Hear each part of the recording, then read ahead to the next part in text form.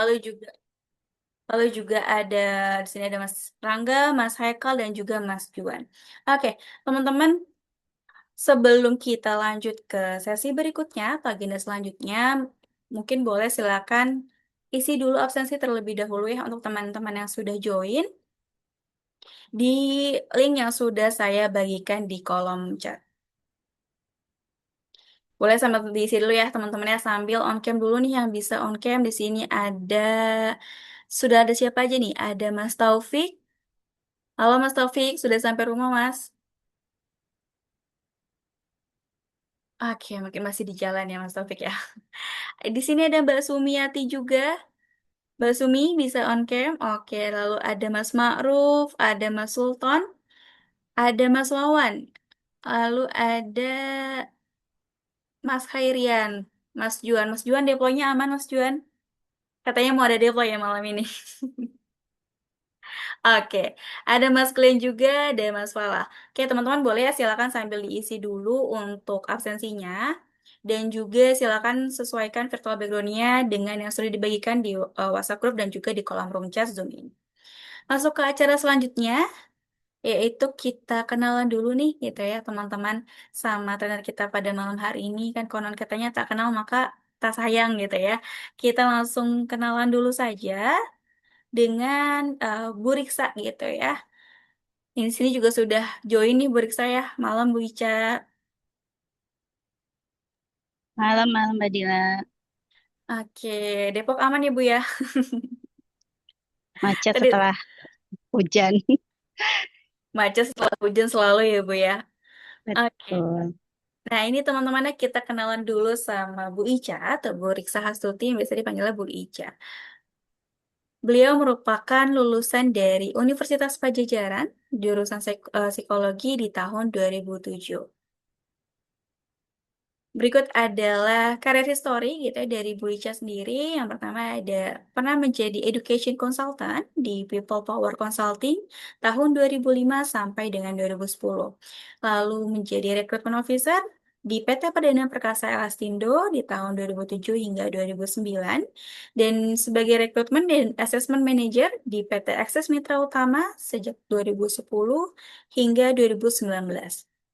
Dan yang terakhir di PT Prasimaka Mandiri sebagai Human Capital Manager tahun 2020 hingga 2024 dan sebagai Business Development GM di tahun 2025 hingga saat ini. Berikut adalah career history dari Bu Ica. Selain itu, Bu Ica juga sangat aktif nih teman-teman dalam berbagai kegiatan gitu ya. Di sini bisa teman-teman lihat ada mengikuti organizational training, lalu juga career preparation trainer, lalu ada menjadi speaker juga gitu ya di Career Talk Universitas Syia Kuala. Lalu di tahun 2022 hingga 2024 sebagai career coach di Revoyu dan di 2021 hingga 2024 menjadi reviewer di Kemendikti. Dan untuk saat ini Bu Ica mengikuti berbagai sesi training gitu ya di bidang leadership, kesiapan karir dan juga organizational development. Selain sangat aktif pastinya tadi ya di berbagai kegiatan, Bu Uci juga pastinya mengembangkan berbagai kompetensinya. Di antaranya yang pertama ada talent acquisition dan recruitment strategy, ada IT recruitment and outsourcing hiring, lalu juga ada HR business partnering, ada employee engagement dan retention, learning and development, payroll, dan juga HR operation, performance management, sama training and facilitation. Nah, ini adalah banyak sekali ya teman-teman ya kompetensi yang sudah dimiliki oleh Bu Ica. Pastinya nanti juga materinya akan sangat menarik gitu ya, insightful untuk kita semua terkait dengan resilience. Next, ini adalah beberapa achievement yang Bu Ica gitu ya. Yang pertama ada Value Achievement Award Great Dedication di tahun 2017, lalu ada Best Recruitment Officer di PT Persals tahun 2017, Value Achievement Award Great Support di tahun 2014, dan Best Employee Award di PT Access Mitra Utama di tahun 2010.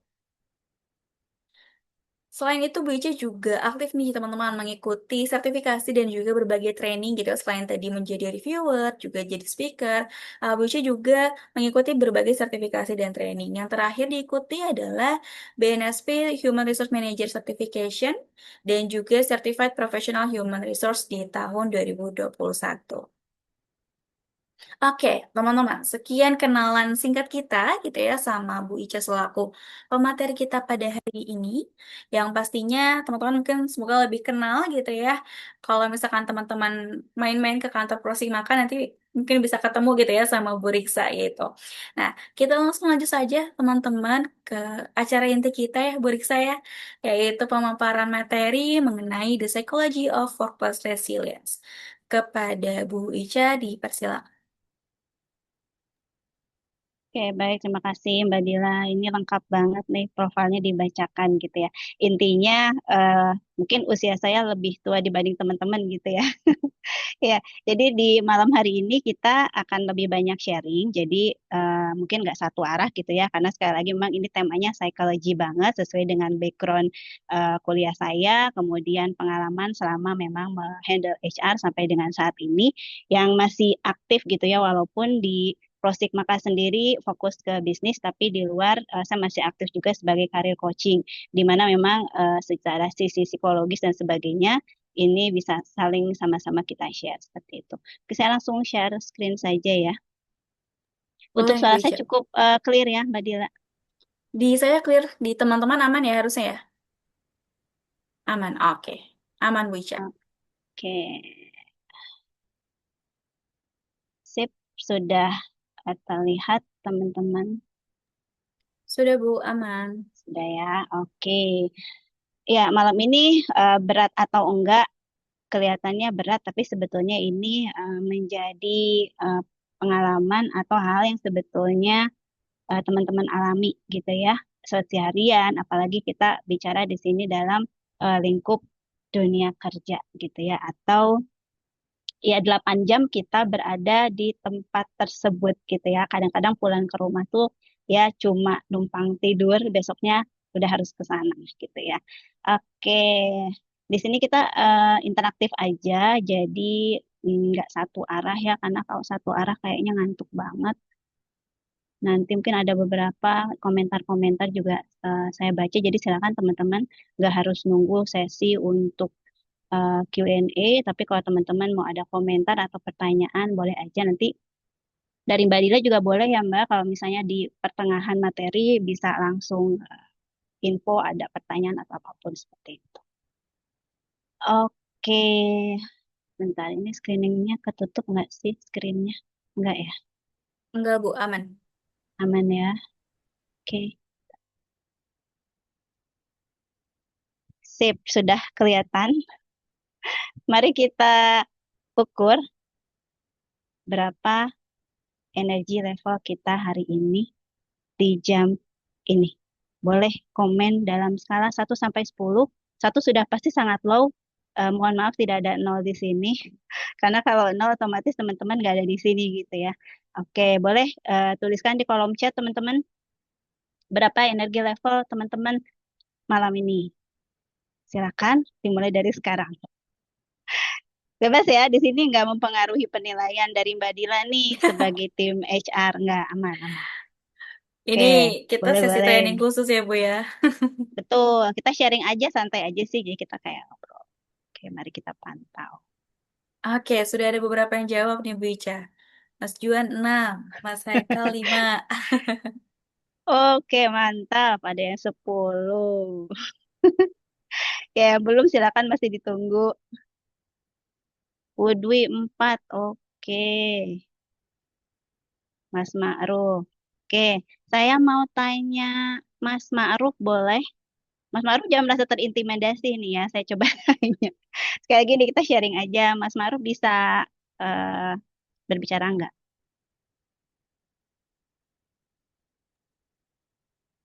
Halo, halo, ada Mas Ma'ruf. Mas Maruf mungkin bisa on mic, Mas? Unmik aja, nggak apa-apa. Atau Mas Glenn. Oke, Mas Glenn. Ini angka moderat nih di Ada 5. suara nggak? Oh iya Mas Ma'ruf. Oke, saya nggak jadi Mas Glenn. Oh Oke, ya, Mas ini agak Ma'ruf. Oke, sip sip. ya susah saya Aman. device. Ini Ya, di kameranya nggak sini bisa aktif, maaf ya Mbak ya, soalnya device-nya nggak yang apa-apa, udah. nggak apa-apa. Kita butuh suaranya aja. Oke, Oke. 4. Kenapa skornya 4, Mas Ma'ruf boleh sharing di sini? Eh, Kenapa ya? Mungkin karena eh, nggak biasanya sih, biasanya cuma nggak terlalu apa ya, lebih ke banyak target aja kalau misalkan hari ini, Pak. Itu sih. Jadi Hmm, energinya kepakainya juga lebih banyak dari biasanya. oke. Sedang banyak target. Tapi ini dalam kondisi lembur nggak nih, Mas Maruf? Atau sudah di kosan atau di rumah? Eh, Masih di kantor sih sebenarnya, cuma lagi nyantai tapi udah kayak Oke. Di proyek mana, Mas Maruf? di Project Baikal eh, Di Baika. Oke. Dalam kondisi lagi banyak target ya. Jadi levelnya di 4. Oke. Thank you, Mas. oke Bu Saya Ica. ke Mas Aloka. Boleh?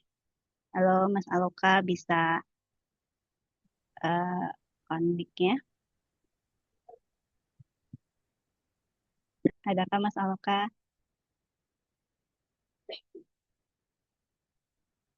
Halo. Tadi kayaknya muncul ya. Iya, tadi sempat on mic kayaknya, Bu. Ya, Oh, masih di oh jalan masih di katanya. jalan. Oke. Ini aja yang koma-koma deh, Mas Arif. 7,5 nih. Mas Arif bisa. Halo, halo. Jelas Ya, suaranya. oke. Jelas-jelas, Mas. Iya, Oke, Mas Arif skor perjalanan dulu. 7,5. Kenapa nih, Mas? Aduh, gimana ya? Eh, Walau di kantor lagi sama juga tadi, lagi di push juga, tapi badan masih bisa ngerjain hal lain juga gitu. Oke. Terus kalau sedikit lemas tapi nggak ngantuk, masih Hmm. ada tenaga buat belajar hal-hal yang baru. Oke, malaman dikit jadi 5 jangan-jangan. Semoga enggak ya. Masih bisa bertahan di 7,5 ya. Iya, iya. Oke, sip-sip. Thank you, Mas Arif. Oke. Ya, ini kita belum masuk ke materi ya. Pertanyaan berikutnya. Oke, silakan disimak. Dalam satu kata, teman-teman boleh tuliskan hal positif apa yang ada di pikiran teman-teman mengenai kantor kalian atau tempat kerja kalian. Boleh ketik lagi di komen, silakan.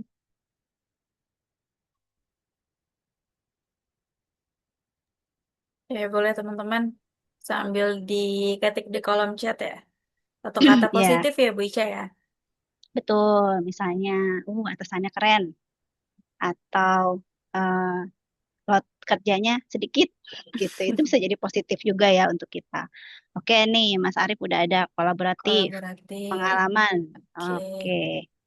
Boleh-boleh yang lain juga dielaborasi juga nih apa hal-hal positif yang bisa atau yang tergambar. WFH, oke, ini positif banget ya buat Mas Rian ya. Warrior, free food.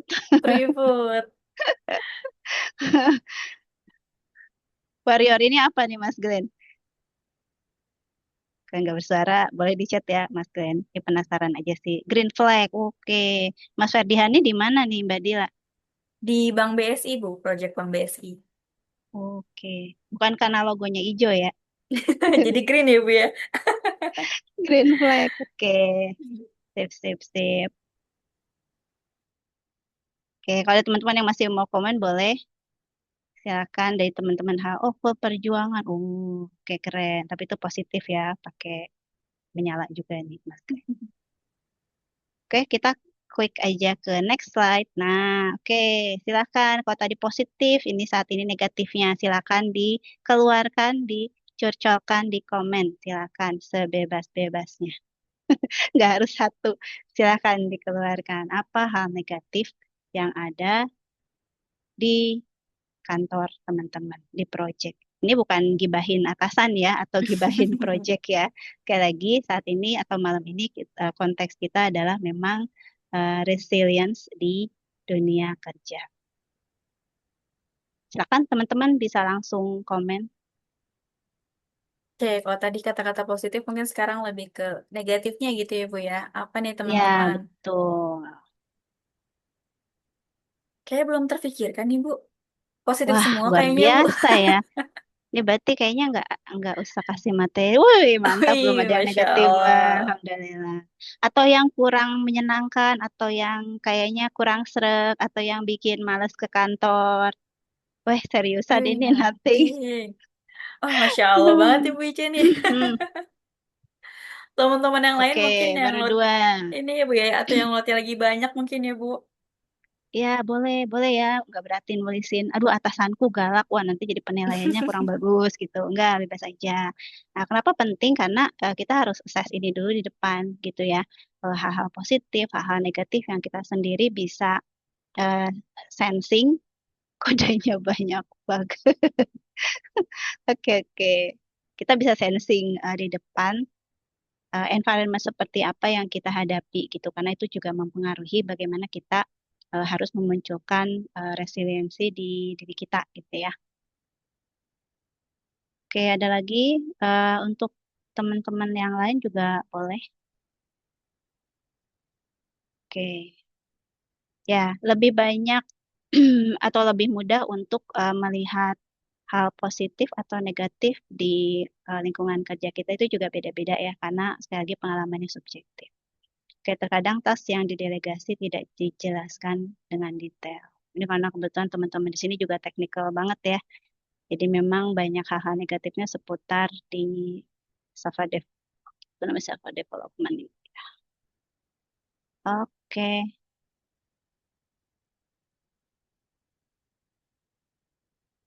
ya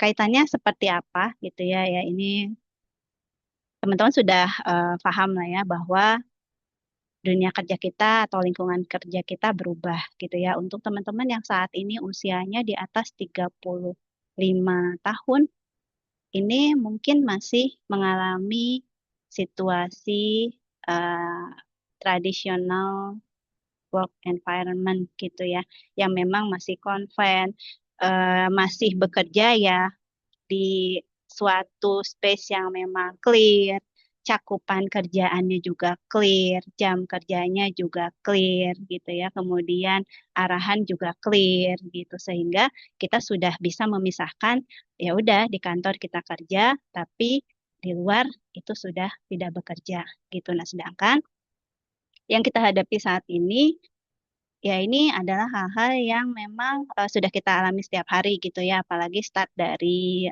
COVID sudah mulai ada metode kerja hybrid, WFH, walaupun tadi menurut teman-teman tadi wah ini positif eh, POV-nya gitu ya terhadap skema kerja di rumah gitu.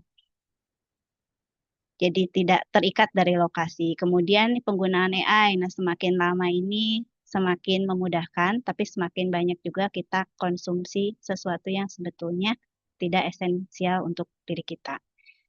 WA nih 24 jam masih terkoneksi, bahkan sampai kita harus mematikan akses internet agar kita bisa tenang. Kemudian Zoom yang bisa tidak serial, malah paralel, padahal telinga kita cuma ada dua, tapi kita harus mendengarkan meeting sampai dengan 4 gitu ya, yang saling berpotongan dan sebagainya. Kemudian multitasking yang semua kita harus kerjakan dalam suatu waktu. Nah, hal-hal seperti ini mau nggak mau akan merubah juga bagaimana pola pikir kita dan mengubah juga lifestyle kita. Nah, kita nggak mungkin memaksakan realita bahwa kita harus kembali lagi ke zaman dulu gitu ya. Kita nggak bisa memaksakan kita keluar kantor udah nggak bisa memikirkan pekerjaan. Nah, hal-hal seperti itu yang kita juga nggak bisa denial bahwa atasan kita pasti akan menghubungi kita di atas jam 10 malam. Nggak bisa seperti itu, karena kita sudah hidup di era saat ini, gitu ya. Sehingga kerja bisa dimanapun dan hidup pun ya akan selalu terkoneksi, seperti itu. Ini yang menjadi satu kenyataan yang harus kita hadapi saat ini. Jadi kita nggak bisa denial nih, nggak bisa berharap bahwa oh kita akan kembali ke masa lalu, tapi saat ini ya kita harus menghadapi realitanya seperti ini gitu ya di lingkungan kerja kita. Nah, realitas seperti apa sih yang menjadi tren baru atau realita di area psikologis? Jadi udah banyak banget istilah eh, kelelahan atau fatigue gitu ya. Nah, kita menjadi fatigue di beberapa sisi. Nah, di beberapa sisinya itu apa saja gitu ya. Ada di sisi decision fatigue gitu. Kalau dulu ada suatu problem, kita sudah bisa menebak, oh seperti ini solusinya. Tapi kalau sekarang, karena bervariasinya masalah, bervariasinya solusi, dan kita selalu di dar-der-dornya itu berasa banget gitu ya di dunia kerja sekarang, akhirnya realitas di dunia atau di sisi psikologis kita ini adalah decision fatigue. Kita kayak dipaksa untuk membuat banyak pilihan atau membuat banyak keputusan dalam satu waktu. Ini adalah salah satu yang terjadi saat ini gitu ya. Istilah burnout, istilah depresi, istilah unmood dan sebagainya gitu itu sudah cukup banyak terjadi di dunia kerja. Kemudian ada juga kelelahan secara atensi. Nah, salah satunya adalah eh, kita itu nggak bisa atau cenderung untuk selalu terhubung gitu ya. Bahkan kita berusaha untuk tidak mencari itu informasi datang sendiri. Sehingga secara otak itu selalu terstimulus, selalu banyak dan numpuk dan masuk, masuk, masuk tanpa mungkin ada yang keluar. Gitu ya. Padahal sebetulnya itu bukan sesuatu yang lagi-lagi secara esensi itu kita butuhkan. Nah, sehingga terjadilah kelelahan secara atensi gitu ya. Kita terlalu bertahan untuk bisa fokus. Dan satu lagi adalah emotional fatigue gitu. Kita menumpuk beban-beban, kita menyimpan beban-beban gitu ya karena dalam kita menghadapi stres terutama kalau teman-teman sering baca literasi dari psikologi itu ya ada 3 mode. Yang pertama fight gitu ya. Jadi kita bertarung langsung, berani melawan. Ada juga yang flight, jadi dia menghindar, menghindari masalah. Yang penting saya tidak mau berhadapan, saya cenderung mengalihkan situasi atau melarikan diri sehingga masalahnya tidak terselesaikan atau malah freeze. Nah, freeze ini dan flight ya sama-sama tidak menyelesaikan masalah. Seperti itu. Ya, nah kelelahan-kelelahan seperti ini akhirnya menimbulkan cukup banyak problem di lingkungan kerja. Berbeda dengan generasi-generasi sebelumnya yang secara pekerjaan atau secara tuntutan itu lebih single gitu ya masalahnya. Tapi semakin ke sini masalah semakin bervariasi, solusi yang tersedia pun juga bervariasi, tinggal bagaimana kita menghadapi kelelahan ini gitu ya. Karena kita juga nggak bisa menutup diri bahwa oh informasi itu banyak, berarti kita harus menstop informasi itu ya enggak gitu ya. Karena kita tetap harus menerima hal itu, tapi bagaimana strateginya? Nah, ini yang akan kita coba diskusikan gitu ya. Nah, pendekatan psikologi ini tuh cukup banyak terutama untuk masalah self resilience gitu ya. Banyak dari mulai psikologi klinis atau psikologi perkembangan, psikologi positif itu banyak sekali perkembangan. Nah, di sini malam ini saya akan coba kurang lebih ada 3 pendekatan yang nanti bisa teman-teman pakai untuk eh, menyesuaikan dengan diri sendiri gitu ya. Terutama dalam pembahasan atau topik kita malam ini. Oke, sebelum ya sudah masuk sini ya. Tadi udah dapat bocoran sedikit. Mungkin di sini teman-teman ada yang mau menggambarkan apa sih itu self resilience atau ketahanan diri, seperti apa sih karakter yang memang atau bentuk resiliensi diri itu seperti apa? Mungkin ada yang mau on mic atau ada yang mau share? Ya, boleh teman-teman mungkin yang punya insight gitu ya, apa sih itu self resilience? Boleh disampaikan on mic atau mungkin kalau masih di jalan boleh disampaikan di kolom chat ya Wijaya. Boleh ya. Tadi udah kelihatan Udah ke seperti spill apa. sedikit ya Bu. Betul gitu. Tapi itu teori ya. Teori menurut psikologi itu seperti apa. Tapi pribadi yang tahan banting itu seperti apa sih? Pribadi yang mau untuk menghadapi masalah itu tuh seperti apa sih? sudahlah ya. Ya, jadi menurut asosiasi dari psikologis di Amerika, persepsian ini sendiri adalah suatu proses dan hasil. Ya, jadi sekali lagi ada proses dan juga ada hasil dari suatu proses adaptasi. Jadi untuk resilience sendiri kalau cuma tahu teori tapi tidak dilakukan, itu tetap dia tidak eh, terbentuk atau tidak menjadi resilience atau menjadi seseorang yang tahan gitu ya. Dalam menghadapi apa sih gitu ya? Banyak melalui kesulitan dan prosesnya itu melalui apa saja sih? Ini melibatkan beberapa aspek dari sisi mental, dari sisi emosi, dari sisi perilaku. Jadi semua di dalam tubuh kita ini bekerja gitu ya. Nggak cuma dari sisi emosi aja nih. Oh, berarti orang yang punya self resilience yang bagus ini adalah orang yang memang nggak pernah marah gitu ya. Atau orang yang selalu mengerjakan pekerjaannya sampai selesai. Nah, nggak seperti itu juga karena ada beberapa poin yang menjadi indikator.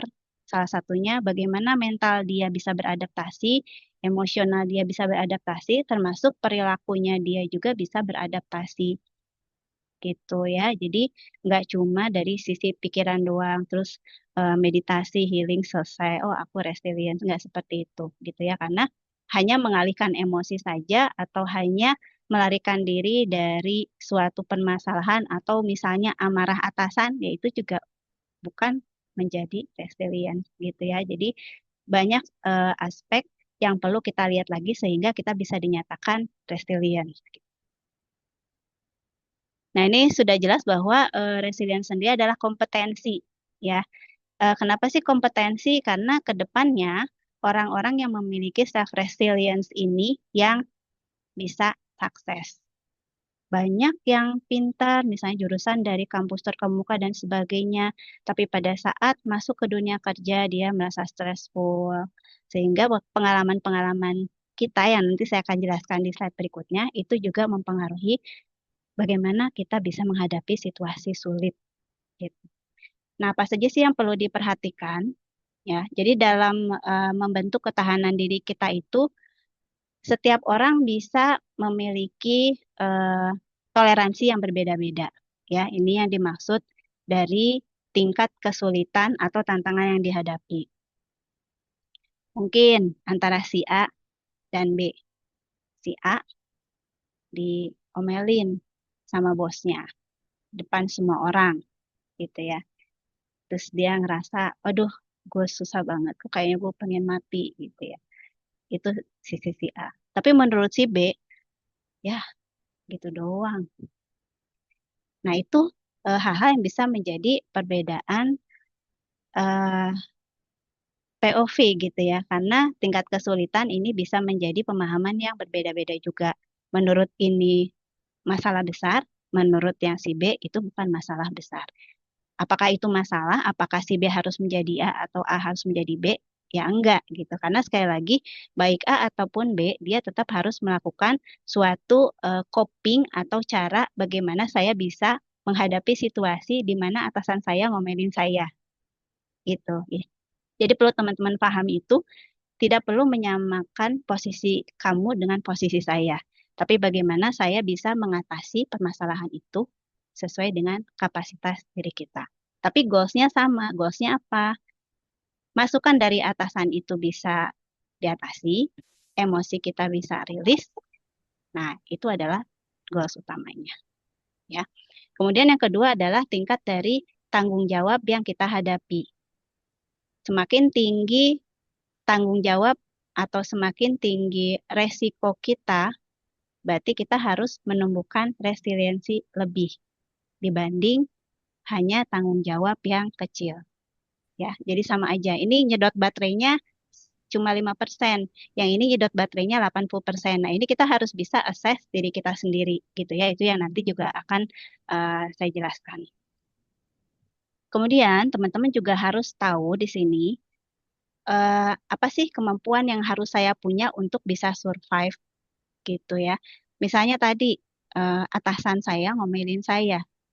Berarti nanti ke depannya apa yang harus saya miliki sehingga si atasan ini tidak kembali ngomelin saya. Kalau yang tadi si A itu ngerasa, aduh ini masalah besar. Berarti kita harus mecahin apa sih? Oh, kompetensi, misalnya saya harus ngerti gimana caranya coding yang benar. Atau misalnya saya harus bisa berkomunikasi yang benar. Jadi kita akan memecah-mecah kemampuan apa yang kita butuhkan untuk bisa menyelesaikan masalah kita. Gitu ya. Dan level setiap orang ini bervariasi, berbeda-beda. Seperti itu. Oke, kalau ada yang mau bertanya, komen, boleh langsung di komen aja ya. Ya, kenapa sih banyak sekali sekarang memang si peneliti atau para psikolog ini banyak mengangkat konsep resilience gitu ya. Bukan berarti bahwa dari mulai generasi, kan pengkotak-kotakan generasi itu adalah hasil dari pengasuhan sebelumnya gitu ya. Karena sekali lagi malam ini kita bicara masalah psikologi gitu. Tapi memang semakin ke sini pola asuh, pembentukan, kemudian dunia luar seperti apa, ini menjadi menarik karena semakin banyak orang yang secara statistik adalah berobat ke profesional mental health gitu. Apalagi sekarang sudah mulai banyak online platform di mana kita bisa self diagnose gitu ya atau melihat kita ini punya penyakit mental nggak sih ya. Tapi dalam konteks lingkungan kerja, kenapa kita harus memiliki self resilience? Kita harus peka terhadap resiliensi diri kita itu kenapa sih sangat sangat sangat penting gitu ya. Dan ini akan mencerminkan di lingkungan kita juga di luar pekerjaan. Nah, yang pertama adalah ya ini. Ada Ini pelatih. Ya, ada yang bocor ya Mbak Dila. Udah aman, Bu. Oke. Nah, ini akan mengimprove bagaimana cara kita menyelesaikan masalah, bagaimana cara kita mengambil keputusan under pressure gitu ya. Kadang-kadang kita suka panik sendiri. Oh, ini gimana ya caranya? Oh, ini gimana caranya ya? Gitu. Nah, semakin kita tahu pola saat kita sulit, semakin kita mencatat pola saat kita menghadapi kesulitan yang A, kesulitan yang B, kesulitan yang C, itu akan menjadi semakin mudah. Jadi nggak bisa tuh menyelesaikan masalah secara random. Apalagi untuk masalah yang beresiko gitu ya. Nah ini yang dibutuhkan teman-teman ini peka terhadap situasi diri kita sendiri gitu ya. Nah kemudian yang kedua adalah emotional regulasi di situasi yang challenging. Karena nanti dalam beberapa aspek self resilience salah satunya adalah gimana kita bisa melakukan regulasi emosi. Ya, ini memang kelihatannya aduh susah banget gimana ya. Gue ini orangnya reaktif, gue orangnya pemarah dan sebagainya. Ada beberapa tips-tips praktis yang nanti juga kita bisa diskusikan secara detail ya. Kemudian untuk yang poin ketiga ini yang saya highlight adalah commitment to goals gitu. Sebagai seorang yang sudah masuk ke fase dewasa, kita harus menyadari bahwa goals atau tanggung jawab yang diberikan kepada kita ini harus diselesaikan.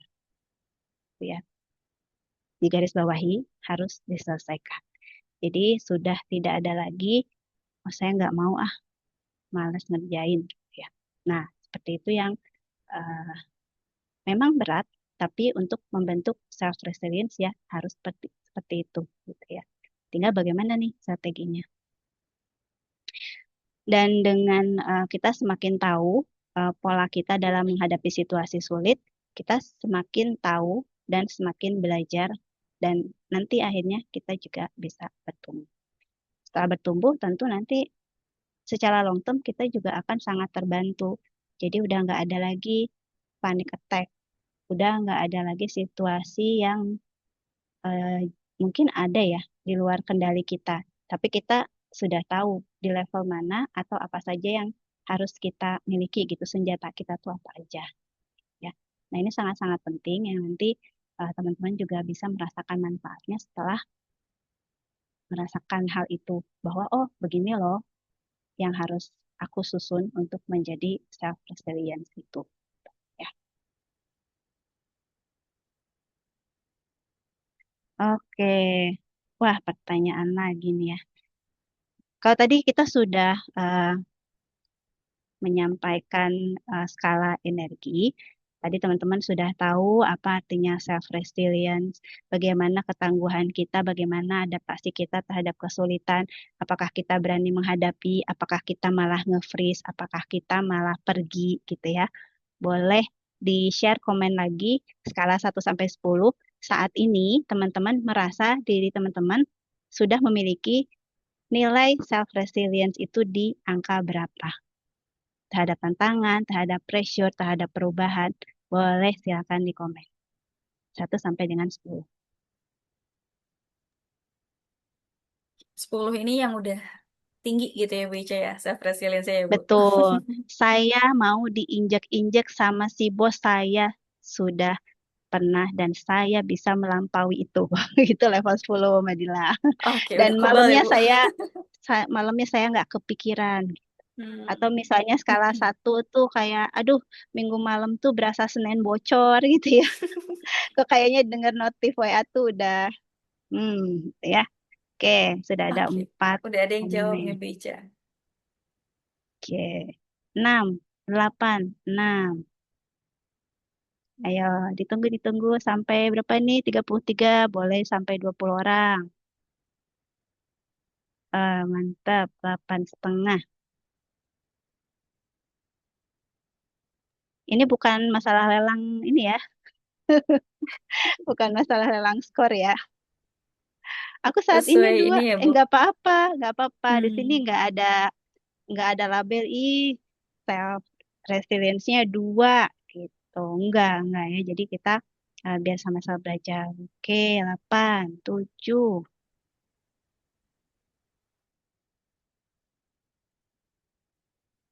Oke, teman-teman HO juga boleh nih. Ini kan teman-teman dari project semua ya. Cowok-cowok nih, boleh. Tadi ada siapa? Mbak Sumi, ceweknya ya. Ada siapa lagi tuh tadi? Mas Ade 8,1. ada komanya Bu. Seneng. Ya kalau yang lain komanya 5, ini 0,1. Oke, ya mungkin boleh yang bersedia on mic ya. Baik yang sudah.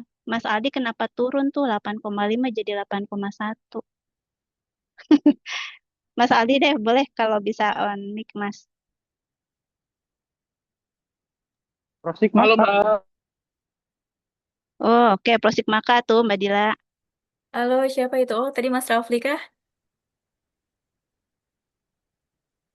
Oke, Mas Aldi mungkin bisa on mic gak Mas?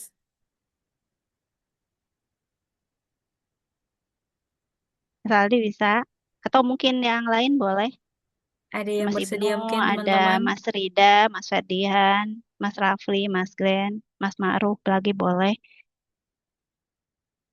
Mas Juan deh, Mas Juan. Mas Juan bisa nggak? Ya, ya, boleh deh. Ini Nah, suara saya masuk oke. nggak? Masuk, masuk. Oke, oke. Self resilient. Ya, 6 kan Saya, ini. Oke, 6, ya, versinya Mas Juan ini apa? Kenapa 6 gitu dan kenapa belum ke 8 atau 10? Nah, seperti itu. oke. Jadi selama dapat kerjaan dari PSM ini kan, project ini, alhamdulillahnya saya dapat kayak apa namanya,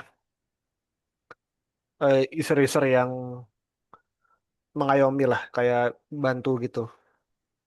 Jadi mungkin ini lebih ke arah, kalau soal surveillance itu lebih ke arah project ya, project yang lumayan berat kadang atau mungkin deadline-nya terlalu mepet gitu.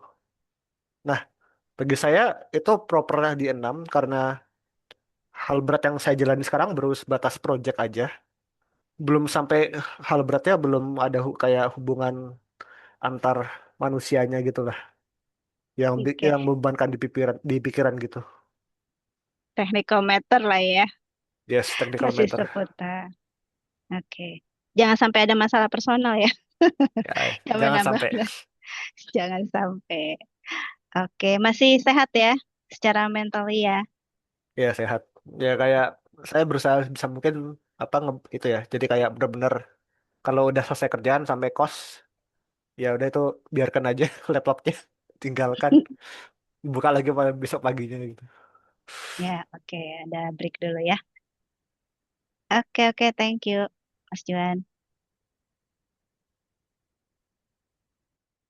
Ya, ini kan kebetulan memang teman-teman ini teknikal banget gitu ya. Ini bahasannya psikologi banget, ya nggak apa-apa gitu ya. Karena sekali lagi ini pengalaman subjektif seperti apa sih. Yang penting kita bisa tangguh gitu dalam menghadapi tantangan, masalah, pressure di kantor gitu ya. Oke, ya, nih di sini juga ada teman-teman dari psikologi yang sudah tahu pendekatan psikososial gitu ya. Nah, cerita sedikit, Erikson ini adalah psikolog perkembangan gitu ya. Jadi dia sangat percaya karena psikologi itu kan banyak banget alirannya. Kalau klinis itu percaya bahwa adanya dorongan dari dalam diri gitu ya. Tapi kalau psikologi perkembangan ini dia percaya bahwa tahapan-tahapan ini menentukan siapa diri kita sekarang. Nah, kenapa hal ini dibahas gitu ya? Bukan berarti ini jadi kuliah psikologi, tapi kita di sini berdiri saat ini dengan kapasitas seperti ini yang tadi teman-teman bisa skor di 6, 7, 8 dan sebagainya, itu adalah hasil dari building blocks kita dari saat ini ke masa lalu gitu ya. Jadi kalau sekarang kan banyak banget istilah luka pengasuhan gitu ya, atau ngerasa aduh ada luka masa lalu, atau misalnya masa kecil saya kurang bahagia dan sebagainya. Hal itu memang nggak bisa kita pungkiri karena kita memiliki tahapan-tahapan itu. Nah maksudnya seperti apa sih? Ini adalah building blocks atau blok-blok penyusun ketahanan diri kita saat ini. Itu asalnya dari mana sih gitu ya. Jadi kalau teman-teman coba refleksi lagi terhadap diri kita masa lalu, bagaimana kehidupan kita waktu kecil, kalau masih ingat 0 tahun kayaknya belum ingat gitu ya. Sampai dengan saat ini teman-teman ada di mana sih? Di sini ya, di nomor 6 ya. Nah, ini adalah tahapan-tahapan yang seharusnya sudah terjadi dan sukses. Contohnya seperti apa? Nah, ini di awal. Ini ada fase trust. Trust itu di infannya bayi sampai dengan 1,5 tahun. Di sini harus sudah terbentuk kita itu memiliki kepercayaan terhadap orang lain. Orang lain itu bisa care sama kita. Nah, kalau misalnya tidak terbentuk saat itu, misalnya maaf ya, kehilangan orang tua, kehilangan sosok dan sebagainya. Terkadang saat menghadapi penolakan atau saat menghadapi situasi yang nggak nyaman, dia ngerasa dunia ini kejam ya, gitu kok nggak ada yang bisa aku percaya gitu ya. Atau malah dia yang tidak bisa percaya pada orang, dia yang nggak bisa mendelegasikan. Nah, itu salah satu yang bisa kita lihat juga. Nih di masa lalu kita ini ada apa sih, gitu ya. Kemudian yang kedua, otonomi. Otonomi. Mungkin teman-teman melihat ada beberapa orang dewasa yang mau mutusin aja tanya sana sini gitu. Ya kalau makan siang ya itu mah standar gitu ya. Lu mau makan siang di mana? Itu bukan berarti nggak otonomi. Tapi pada saat menghadapi suatu permasalahan, dan kita masih belum bisa memutuskan sendiri, nah ini salah satu penyebabnya yang mungkin ada tahapan di masa lalu yang terlewat atau yang tidak sempurna. Jadi ada rasa percaya, ada rasa mampu untuk kita mandiri, kemudian kita memiliki inisiatif. Nah ini ceklisan-ceklisan ya, jadi teman-teman bisa melihat saat ini apakah harus disuruh-suruh gitu sama bosnya, harus didorong-dorong, nggak ada inisiatif dan sebagainya. Ini mulai dari preschool gitu ya. Jadi ini juga nyambung ke kurikulum. Kalau preschool tuh yang penting anak berani dulu gitu. Anak inisiatif dulu. Nah, seperti itu karena ini yang membentuk building block kita sehingga kita bisa berdiri saat ini gitu. Kemudian di fase sekolah. Fase sekolah ini industri itu bukan industri ya atau perusahaan, tapi lebih ke kita ini punya kompetensi apa sih? Kita ini bisa nggak sih berkompetisi terhadap suatu keahlian tertentu? Gitu. Atau jangan-jangan kita merasa dari dulu tuh gue nggak percaya diri gitu, jadi gue nggak berani. Nah, hal seperti itu yang kita juga harus assess terhadap diri kita sendiri. Kemudian di fase remaja. Nah, kenapa remaja itu sering bilang fase krisis identitas? Ya, karena kalau kita di fase remaja kita tidak banyak mengeksplor, kita terlalu pasif, terutama dengan hanya dunia kita sendiri, kita nggak bisa tahu siapa diri kita, siapa kemampuan kita, kita itu punya value apa gitu ya. Nah, value ini harusnya di usia teman-teman sekarang ini udah kebentuk. Value itu pembeda kita dengan yang lain itu apa sih? Sehingga si user ini percaya pada kita, value kita tuh apa sih? Gitu. Tanpa adanya value, kita harus mempertanyakan dulu pas lagi remaja, ngapain aja ya. Nah, termasuk di situasi sekarang intimacy atau isolasi ya. Kalau orang teknikal sih memang rata-rata senangnya kalau kerja fokus gitu ya. Nah, itu bukan berarti oh saya orangnya isolasi nih jangan-jangan nggak sukses gitu atau saat ini lagi ngejomblo gitu ya, nggak lagi single aja nggak punya pacar, nggak seperti itu. Tapi intimacy ini adalah kita bisa berinteraksi dengan orang lain dan orang lain pun nyaman dengan diri kita. Tapi kalau kita bisa berinteraksi, tapi orang lain nggak nyaman dengan diri kita, nah berarti ada yang harus diselesaikan di situ. Ada yang harus dikoreksi. Kalau ini nggak ada semua nih, gimana ya, Bu, gitu ya. Iya, nggak ada kata terlambat, gitu. Yang penting kita tahu apa sih yang menyusun self-resilience kita saat ini. Karena kita nggak bisa koreksi masa lalu kita, gitu ya. Misalnya, dari keluarga bercerai misalnya, bukan berarti bahwa ya udah akhirnya building blocks-nya patah semua gitu, nggak seperti itu. Tapi ini harus kita tahu, oh oke, berarti building block aku tuh yang udah utuh, trust, otonomi, eh, karya aku bisa, identitiku bisa, tapi aku kok nggak punya inisiatif. Ya, berarti karena sekarang udah aware bahwa inisiatif itu adalah salah satu yang harus dibangun sebagai fondasi dari self resilience, ya saat ini kita harus berani untuk ngomong, berani untuk memulai, berani untuk ambil bagian seperti itu. Nah, kalau untuk yang usia di atas 40, ya termasuk saya sendiri gitu ya. Nah, ini generativity, artinya apa? Di usia 40 atau teman-teman di sini mungkin ada yang sudah senior, udah di atas 40, salah satu bentuk self resilience kita adalah kita mau untuk berkontribusi terhadap perkembangan orang lain. Ya, jadi nggak cuma untuk diri sendiri. Itu salah satu bentuk resiliensi kita. Ya, nah ini nanti akan di-share juga ke teman-teman. Sorry. Seperti itu ya. Jadi kita bisa assess dari mana saja sih building blocks yang kita miliki. Seperti itu dari saat ini dan masa lalu. Oke, kemudian untuk yang teori yang kedua adalah masih di psikologi perkembangan.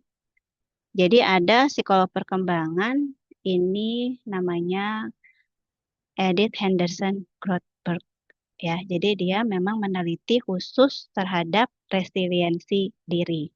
Apa sih sumber utama resilience diri gitu ya? Kalau tadi si Erikson melihat apa sih building blocks kita di masa lalu sampai dengan saat ini, kalau si Grothberg dia membagi 3 hal praktis. Ada 3, yaitu I have, I am, dan I can. Ya, apa sih I have, I am, dan I can? Ini saya punya, ini diri saya, dan saya bisa.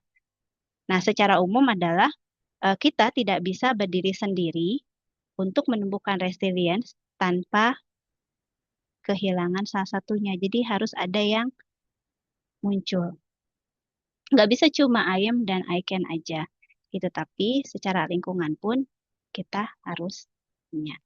Nah, kalau I have itu dia merefer terhadap support kita di luar gitu ya, karena ada interaksi kita nih dalam memunculkan resiliensi kita. Contohnya keluarga, atau teman atau atasan yang support seperti itu. Ini adalah I have-nya kita. Nah, teman-teman bisa cari sekarang tuh I have kita apa ya yang bisa support. Nah, nanti akan dijelaskan juga di slide berikutnya. Sedangkan si I am ini adalah internal diri kita sendiri, gitu ya. Kita ini tipikal emosinya kayak gimana. Kita ini tipikal knowledge-nya kayak gimana. Kita ini tipe value-nya kayak gimana. Atau kepribadiannya kayak gimana. Itu ada di I am. Nah, I am-nya udah punya nih. Kita orangnya confident. Kita orangnya bisa menyampaikan sesuatu dengan baik, komunikatif. Kita juga punya lingkungan yang support terhadap diri kita. Tapi kita tidak melakukan apapun. Nah, itu pun tetap nggak bisa, gitu ya. Karena di sisi lain kita harus juga I can. Harus ada yang dilakukan, yaitu ya ini interpersonal abilities for commitment. Tadi komitmennya adalah di setiap situasi sulit kita harus menyelesaikan hal. Jadi kayak tiketing gitu ya. Ada tiket sulit masuk, kita aksinya apa dan selesai. Ada lagi tiket kesulitan masuk, kita lihat IM kita siapa. Oke, nanti di luar sana ada siapa ya? Kalau kesulitan gua kayak begini, ya, itu I have-nya apa dan apa yang harus kita lakukan, gitu ya. Termasuk di dalamnya ada komunikasi, ada problem solving, ada pengambilan keputusan dan sebagainya. Itu semua harus jalan. Jadi secara praktisnya tadi mode ticketing aja gitu. Setiap kesulitan kalian checklist. Saya punya apa, diri saya siapa yang bisa mengatasi kesulitan ini, I can-nya dengan cara apa ya? Apakah harus memutuskan? Apakah harus tanya ke sebelah? Atau saya harus ngomong? Nah, seperti itu. Simple sih sebenarnya ini sudah dilakukan setiap hari. Cuma kadang-kadang kita nggak peka gitu ya bahwa oh ini ternyata nggak bentuk resiliensi kita ya gitu. Cuma lewat doang. Taunya udah selesai nih masalahnya gitu. Dan memang secara nggak sadar, kadang-kadang kita juga melakukan suatu pola yang sama setiap menghadapi kesulitan. Nanti ada kesulitan tipe baru, kita harus ngembangin lagi metode untuk mengatasi kesulitan itu. Ya intinya seperti itu untuk si modenya si Goldberg gitu ya, pendekatannya yang 3 poin ini. Nah lebih detail lagi,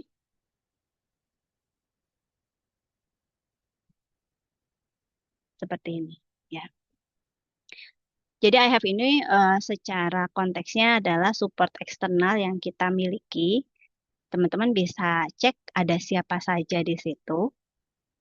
1 atau 2 orang yang ada dalam keluarga kita yang bisa trust sama kita, yang percaya sama kita, yang mencintai kita gitu. Ini salah satu sumber untuk menambah resiliensi kita gitu. Makanya kalau untuk yang punya keluarga, bapak-bapak, ibu-ibu gitu ya, kalau lagi stres keluar itu kadang-kadang menjadi salah satu support gitu ya. Kemudian, nah poin ketiga, person who set limits to my behavior itu seperti apa? Jadi ini orang yang bisa merimain kita, perilaku kamu itu udah benar apa belum? Atau perilaku yang mana yang memang benar atau tidak? Gitu ya. Jadi kayak advisor. Nah ini juga salah satu support system kita gitu ya untuk bisa menumbuhkan resiliensi kita. Termasuk ini people yang encourage untuk kita sendiri menjadi independen. Jadi jangan mencari teman untuk selalu mendukung kita gitu ya. Tapi bagaimana mengencourage kita untuk lebih mandiri dalam mengambil keputusan. Gitu ya. Terutama kita juga kalau ada teman-teman yang lari ke kita berusaha untuk mengembalikan lagi solusi apa yang menurut kamu yang baik. Kita cuma memberikan alternatif-alternatif solusi aja. Gitu karena di I have ini kita bisa menjadi orang yang minta tolong atau yang dimintain tolong gitu ya. Nah, termasuk dalam situasi di mana kita misalnya kompetensinya masih I cannot gitu ya atau saya nggak bisa. Tapi kita bisa lari ke role model yang lain. Oh, kayaknya si ini bisa ya. Oh, kayaknya si bapak ini kalau melakukan sesuatu tuh kayak gini ya. Nah, itu salah satunya. Dan kita juga bisa memanfaatkan akses seperti pengetahuan atau konsultasi online gitu ya, komunitas dan sebagainya. Ini salah satu dari support-support sistem kita. Ya, ini si I have gitu ya, yang checklist-checklist yang bisa teman-teman cek apakah ini sudah ada atau belum nih di lingkungan saya gitu ya. Kalau saya orangnya introvert, jadi kalau masalah tuh saya nggak bisa share. Nah, mulai dari sekarang, teman-teman bisa membuka diri untuk mencari satu person yang memiliki kriteria ini, gitu ya. Apakah setiap permasalahan harus selalu ada I have? Kembali lagi kepada level tadi. Difficulties-nya itu ada di easy, medium, atau hard gitu ya. Kalau easy ya nggak perlu mengeluarkan si I have-nya. Tapi kalau udah difficult gitu, kita nggak tahu, aku nggak punya kompetensi, aku mau berjalan juga nge-freeze, saatnya mengeluarkan si I have itu. Jadi ini pengalaman subjektif teman-teman lah, mana yang memang lebih cocok disesuaikan gitu ya dengan tiket si kesulitan tadi. Ya, sekarang kita ke IM. Kalau I have kita udah oke, tapi IM-nya nggak oke, ya sama aja gitu ya. Yang pertama ini adalah kriteria-kriteria yang memunculkan self-resilience yang bagus.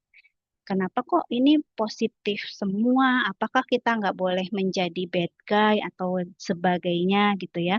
Kembali lagi, pada saat IM kita negatif, bagaimana kita bisa memunculkan self-resilience, terutama penerimaan terhadap lingkungan di diri kita, gitu ya. Jadi tetap menjadi orang yang positif, karena sekali lagi itu akan kembali pada diri kita sendiri, gitu ya. Minimal berusaha. Dan ini udah tahu seperti apa sih inner strength yang bagus untuk self-resilience kita, gitu ya. Nah, yang pertama adalah a person most people like. Maksudnya kayak gimana sih? Apakah kita harus menjadi people pleasure atau orang yang selalu menyenangkan semua orang gitu. Kembali lagi kepada uh, konteks tadi ya. Kita berinteraksi dengan orang, di mana orang menjadi nyaman dengan kita. Kalau kita hadir tapi kita tidak membuat orang nyaman, ya itu yang perlu dipertanyakan, gitu ya. Dan konteksnya tetap tadi penyelesaian masalah, gitu ya. Kemudian yang berikutnya good nature. Kemudian kita juga, nah ini memiliki plans for the future. Jadi nggak cuma bisa berpikir aja, tapi nggak punya planning. Nah itu salah satu yang perlu ditumbuhkan juga, gitu ya. Nah ini respect terhadap diri sendiri dan respect juga kepada orang lain. Jadi berbangga terhadap apa yang kita miliki. Itu untuk mengatasi tadi inferiority kita, rasa rendah diri kita. Ini penting banget.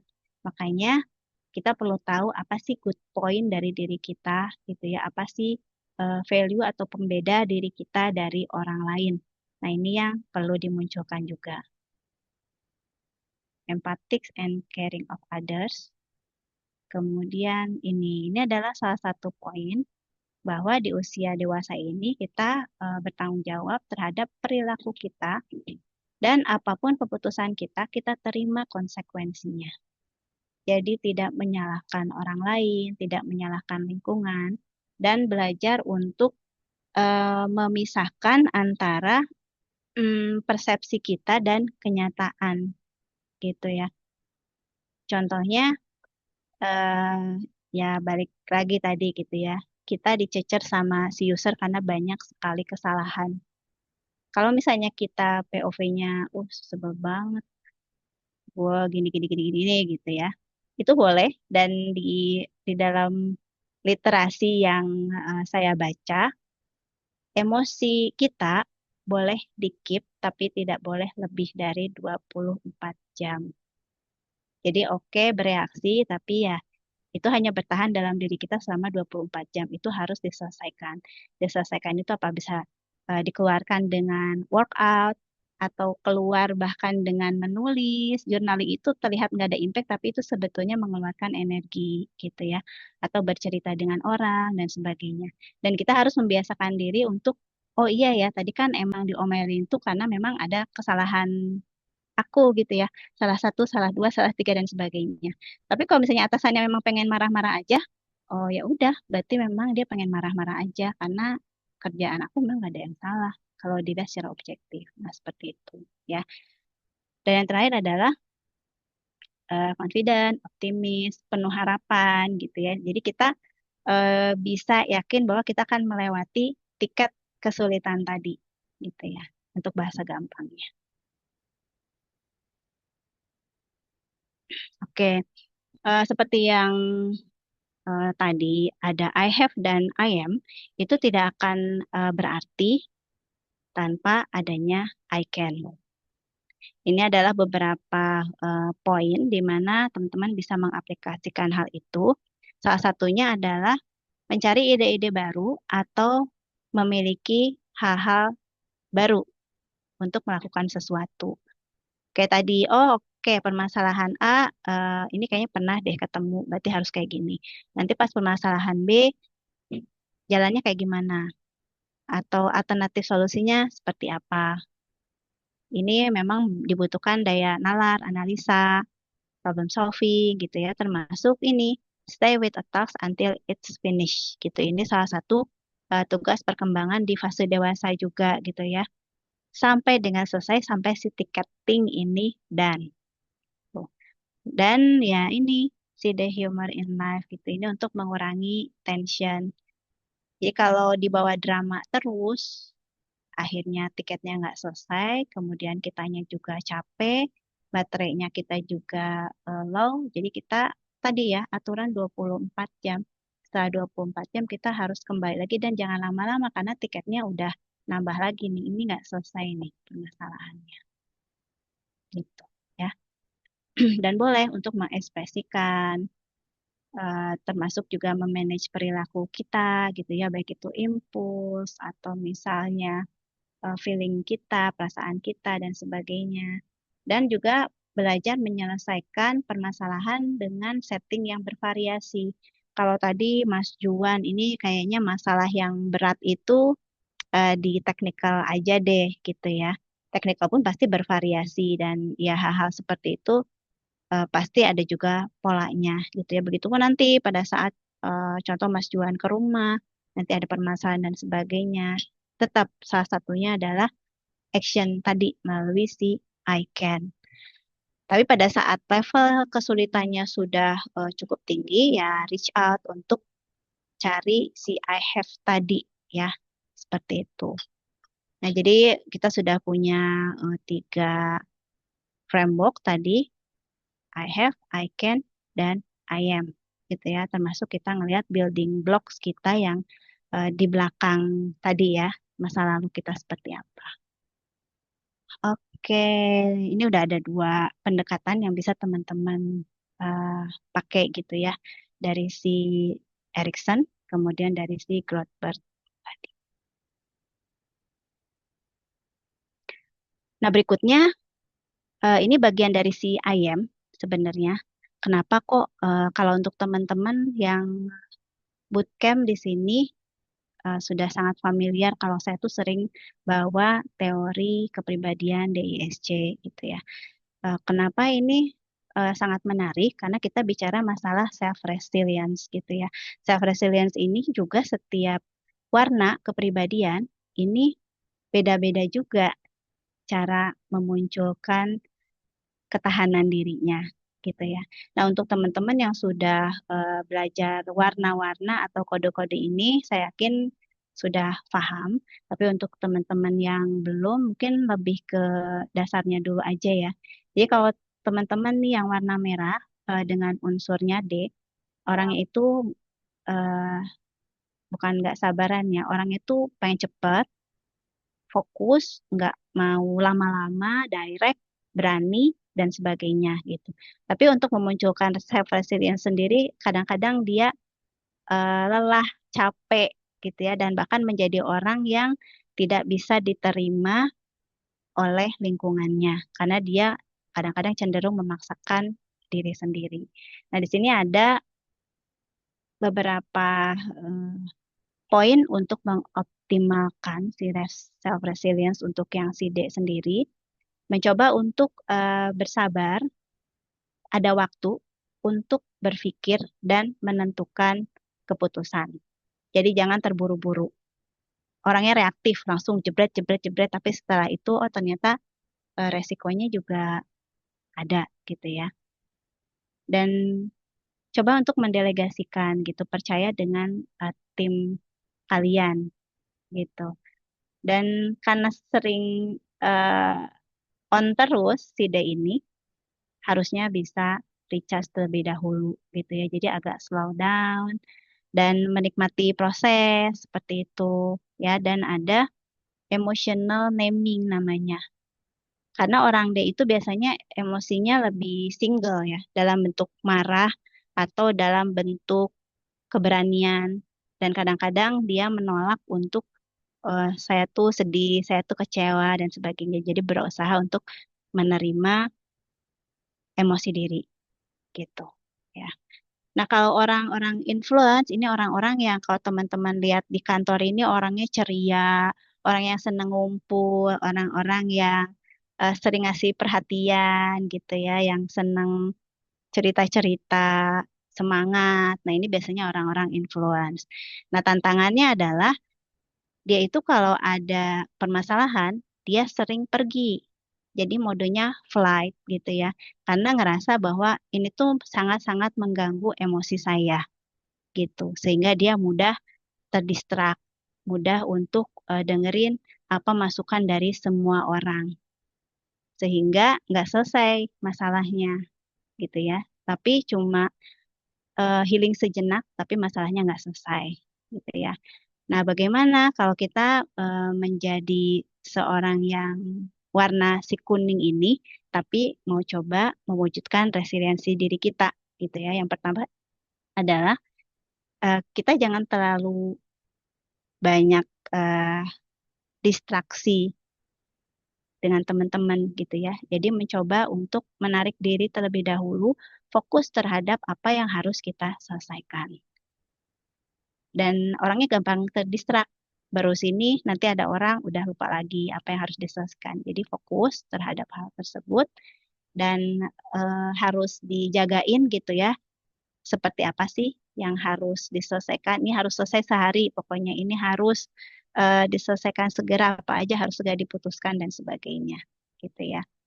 Dan mengurangi dopamin gitu ya. Intinya kan kalau CI itu influence ini senang dengan informasi yang masuk, cukup banyak informasi yang masuk gitu, tapi akhirnya kesulitan untuk memutuskan. Sehingga harus ada batasan, ada boundaries dia sendiri atau dengan orang-orang yang dia percaya, sehingga dia lebih bisa fokus untuk memutuskan. Ya, silakan ya dicari nih tipe-tipe orang-orang yang ada di lingkungan teman-teman atau mungkin diri kita sendiri seperti itu. Nah, kalau si ijo ini kan warnanya adem, kalem gitu ya. Tapi jangan lupa dengan kekaleman, dengan ketenangan mereka, bisa jadi mereka sedang eh, effort banget untuk bisa bertahan gitu ya. Ditantangin sama si atasan dan sebagainya. Sama, ini juga tantangannya cenderung menghindar. Kalau ada stres nggak pernah ngomong gitu ya. Dan cenderung untuk oh ya udah deh nggak berani menolak dan sebagainya gitu ya. Nah, cara untuk meningkatkan diri adalah belajar untuk melakukan sesuatu perubahan kecil. Kalau kita jadi temannya si S, kita harus berikan waktu untuk dia bisa muncul. Itu sangat bagus banget gitu ya, karena kita juga ingin hadir dan berharga untuk teman-teman dengan warna si S ini gitu ya. Dan orang S ini karena orang yang nggak enakan, jadi kadang-kadang ingin menyenangkan semua orang gitu. Nah, kalau kita di posisi seperti itu, cara kita untuk bisa self resilience, kita fokus terhadap apa yang mau kita selesaikan. Jadi nggak usah terlalu merasa bertanggung jawab terhadap kesenangan orang lain, gitu ya. Dan ini ada ya, practice self-care, protect your time. Jadi kita bisa fokus. Semua tujuannya sama. Semua ingin fokus terhadap permasalahan. Semua ingin menyelesaikan permasalahan dan sebagainya. Nah, kalau si orang C ini kebanyakan teman-teman dari technical ya. Teman-teman dari technical ini orangnya detail, kadang-kadang shock dengan adanya suatu perubahan atau situasi yang tidak terduga. Maunya sesuai prediksi, maunya sesuai dengan harapan, maunya ini perfect, sempurna, tapi akhirnya tidak bergerak. Nah, bagaimana memunculkan self-resilience-nya? Sekali lagi fokusnya ke progress. Jadi jangan nge-freeze. Jadi kalau tadi si dominance ini dia fight modelnya, senangnya langsung menghadapin. Kalau si influence sama si steadiness ini cenderung fly, dia menghindar dan sebagainya. Ini dari segi kekurangannya ya. Nah kalau si C ini dia nge-freeze, tidak melakukan sesuatu. Sehingga kalau ada pekerjaan yang dinilai masih belum oke menurut kita, ya ini bisa dicoba untuk dilempar terlebih dahulu gitu ya. Dan mencoba untuk lebih fleksibel terhadap lingkungan, mencoba untuk tidak kaku sehingga kita juga bisa memunculkan progres dalam menghadapi permasalahan seperti itu. Ya, jadi mencoba untuk menjadi tidak sempurna tapi tetap fokus terhadap progresnya. Jadi tidak nge-freeze seperti itu. Jadi ada progres-progres kecil yang bisa dilakukan oleh si C sendiri. Gitu ya. Nah, kalau untuk hal yang lainnya bisa teman-teman lihat ya di bagian bawah ini. Oke. Jadi kalau secara growth bird kalau dirangkum lagi gitu ya. Mulai dari sini I have, I am, I can. Saya punya orang yang bisa saya percaya, saya juga bisa mengetahui perilaku saya yang baik dan yang tidak itu seperti apa. Karena kalau sekalinya kita melakukan hal yang tidak baik, resiliensi kita jadinya salah, gitu ya. Kita juga punya orang yang encourage kita untuk menjadi independen, disupport juga kita punya good role models, kita bisa akses informasi, kita punya stable family, kita bisa menjadi orang yang nyaman untuk orang lain dan hal-hal positif yang lainnya, seperti itu. Ya, sekali lagi ya, jadi resilience sendiri ini bukan menghindari kesulitan. Dengan bahasa yang mudah, kita menjadi helpdesk untuk diri kita sendiri. Helpdesk layer 1 gitu ya. Layer 2 dan layer 3 malah untuk level difficulties-nya. Karena nggak mungkin ada yang menyelesaikan layer 3 selain diri kita sendiri. Gitu. Tapi bagaimana kita mendevelop capacity atau kapasitas kita untuk beradaptasi, recover, dan grow. Kenapa grow? Karena kita akan belajar dari pola-pola menghadapi masalah kita seperti apa. Ya, dan reframing ya. Jadi apapun yang terjadi ini nggak ngedefine kita, tapi bagaimana cara kita untuk merespon semua tantangan yang ada dalam diri kita. Seperti itu. Oke, semoga teori-teori ini bisa dipakai secara praktis dengan konsep-konsep beberapa pendekatan psikologi. Semoga bisa menjawab permasalahan teman-teman saat ini. Ya, ini slide terakhir dari saya. Mungkin Mbak Diva, silakan bisa kita lanjutkan ke sesi berikutnya. Terima kasih. Oke, terima kasih banyak Bu Ica atas pemaparan materinya. Pastinya sangat luar biasa ya teman-teman. Dari tadi sambil menyimak mungkin teman-teman ada yang sama seperti saya. Oh, ternyata seperti ini. Oh, ternyata gitu ya. Mungkin beberapa juga relate, terutama tadi ya dari beberapa pendekatan. Ada pendekatan yang dari Erikson gitu ya. Mungkin kita jadi throwback gitu ya. Apa sih diri kita sekarang ini adalah building blocks dari masa lalu. Tadi kalau teman-teman perhatikan ada 8 blok gitu ya. Dan ada pendekatan growth block juga. Dan yang terakhir tadi ada DISC. Mungkin teman-teman juga sambil refleksi diri gitu ya ketika selama pemaparan materi yang disampaikan. Oke, mungkin kita setelah sesi pemaparan materi oleh Bu Ica. Kita lanjut ke sesi berikutnya ya teman-teman, yaitu sesi Q&A yang pertama, di mana teman-teman yang ingin bertanya, silakan boleh raise hand dan juga langsung on mic saja untuk disampaikan langsung pertanyaan ke Bu Ica. Boleh teman-teman, mungkin ada yang kepo nih, penasaran, silakan langsung ditanyakan saja.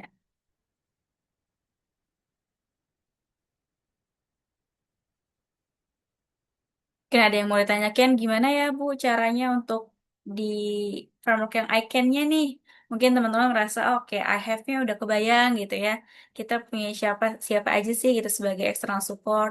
Atau mungkin ada yang mau bertanya terkait dengan IM-nya dulu nih gimana sebelum icon gitu ya. Ada nggak nih teman-teman, boleh silakan. Di sini yang Mau on cam. sekedar cerita juga Mm-mm. boleh ya. Oke, iya boleh nih teman-teman. Kalau siapa tahu mau cerita pengalaman teman-teman atau mungkin yang lagi dirasakan gitu ya berkaitan sama self resilience ini, silakan.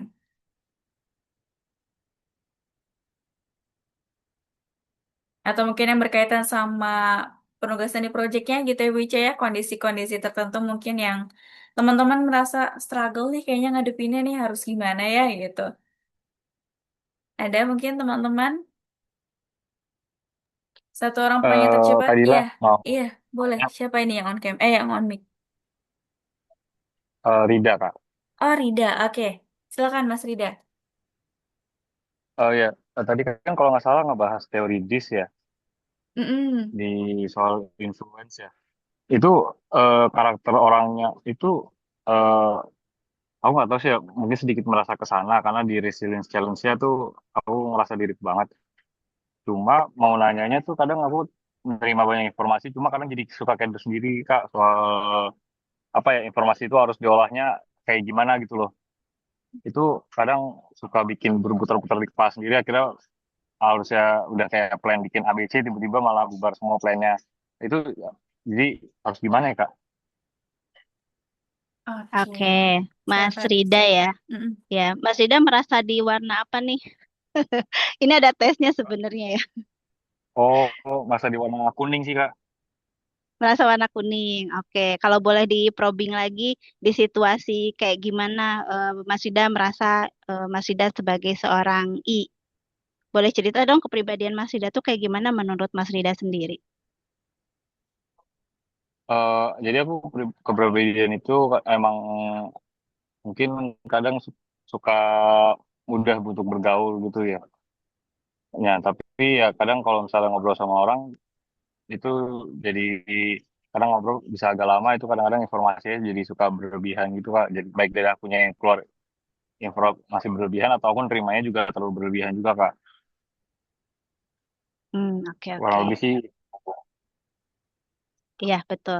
Jadi orang yang I ini, si kuning ini memang senang dengan people oriented gitu ya, Mas Rida ya.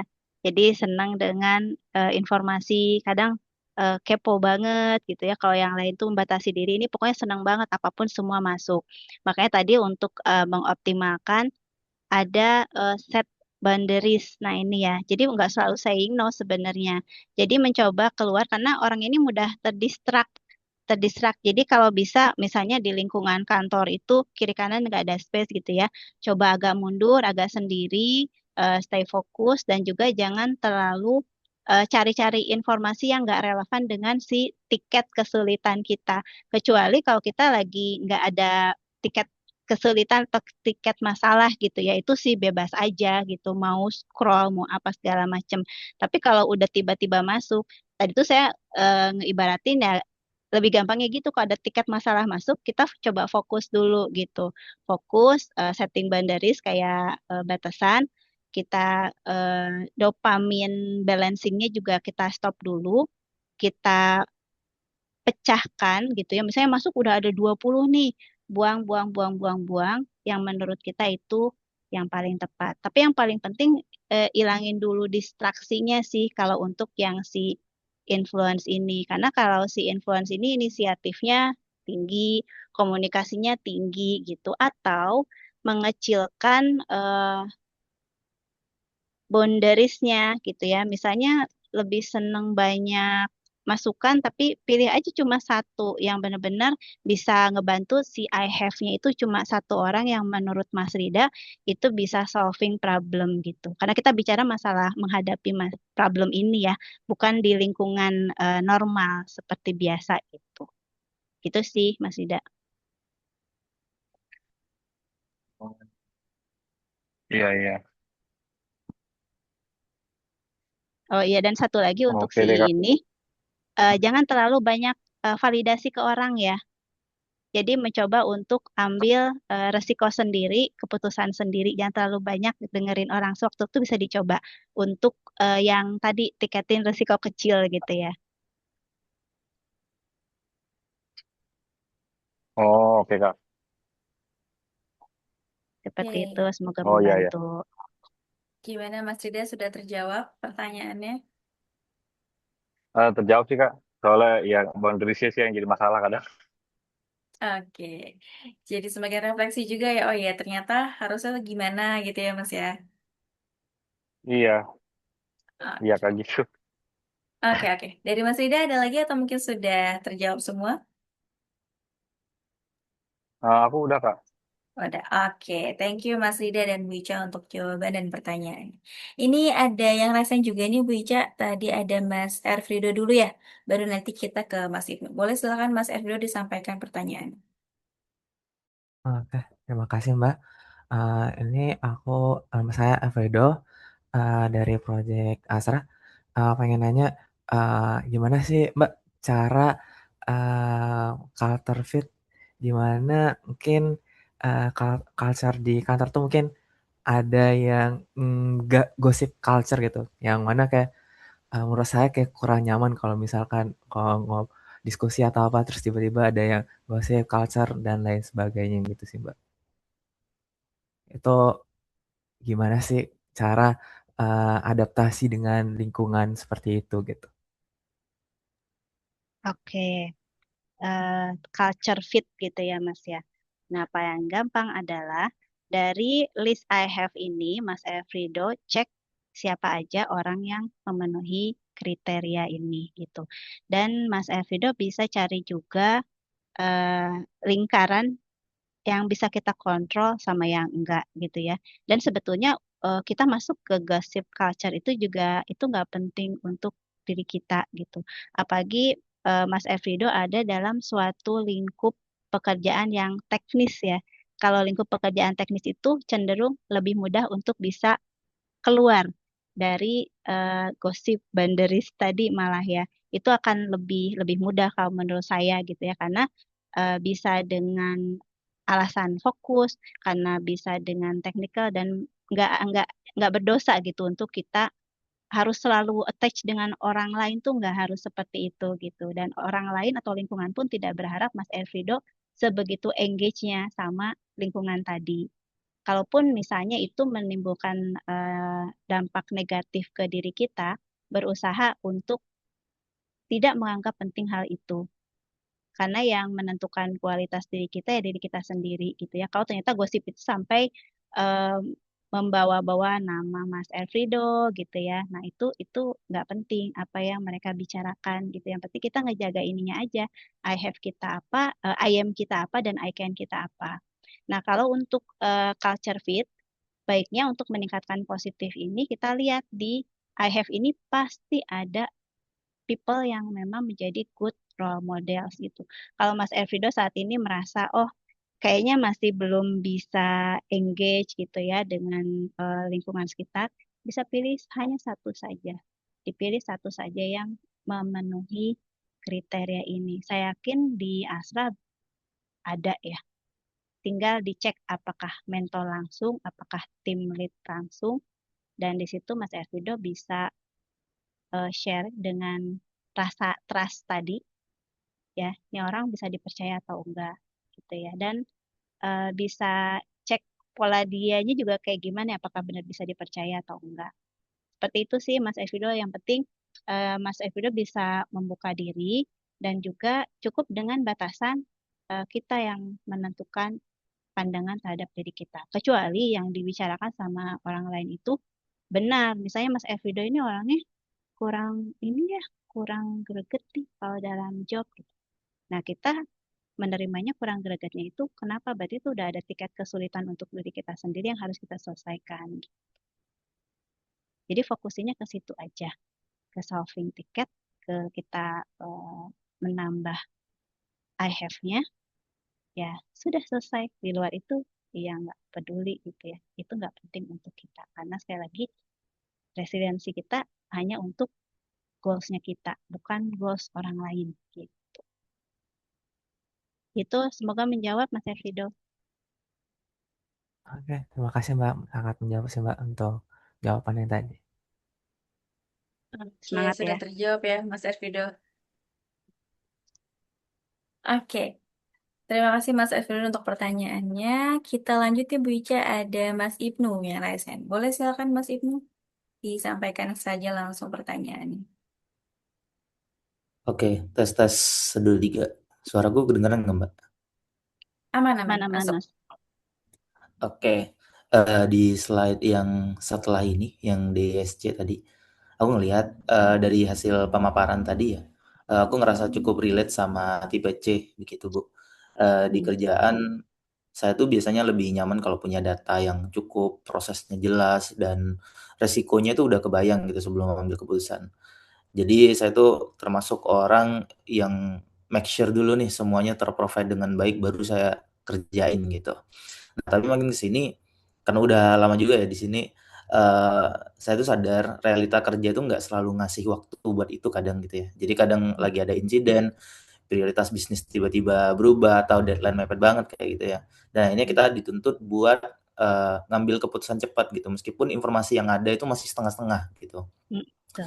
Jadi di satu sisi, itu cukup ngebantu karena bikin saya lebih teliti dan bisa ngurangin kesalahan, tapi makin di sini saya jadi mikir, saya juga mulai, mikir kayaknya standar yang terlalu tinggi itu dan kebutuhan itu, nggak selalu bikin saya jadi, lebih mudah beradaptasi gitu. Artinya memang ada kondisi-kondisi tertentu yang akhirnya menuntut profesionalisme kita gitu dan kehati-hatian yang harus dijalani secara paralel. Nah, kalau resilience itu berarti kemampuan untuk tetap efektif ya dan bisa beradaptasi waktu, kondisi lagi penuh tekanan atau ketidakpastian kayak tadi ya, menurut Ibu, apa sih, karakter utama dari yang tipe C itu yang cenderung butuh kepastian, akurasi dan lain-lain itu terhadap, sebenarnya punya konflik alami nggak dengan, konsep resilience itu sendiri? Dan kalau memang ada konflik semacam itu, gimana sih cara kita membedakan antara being true dan overthinking gitu?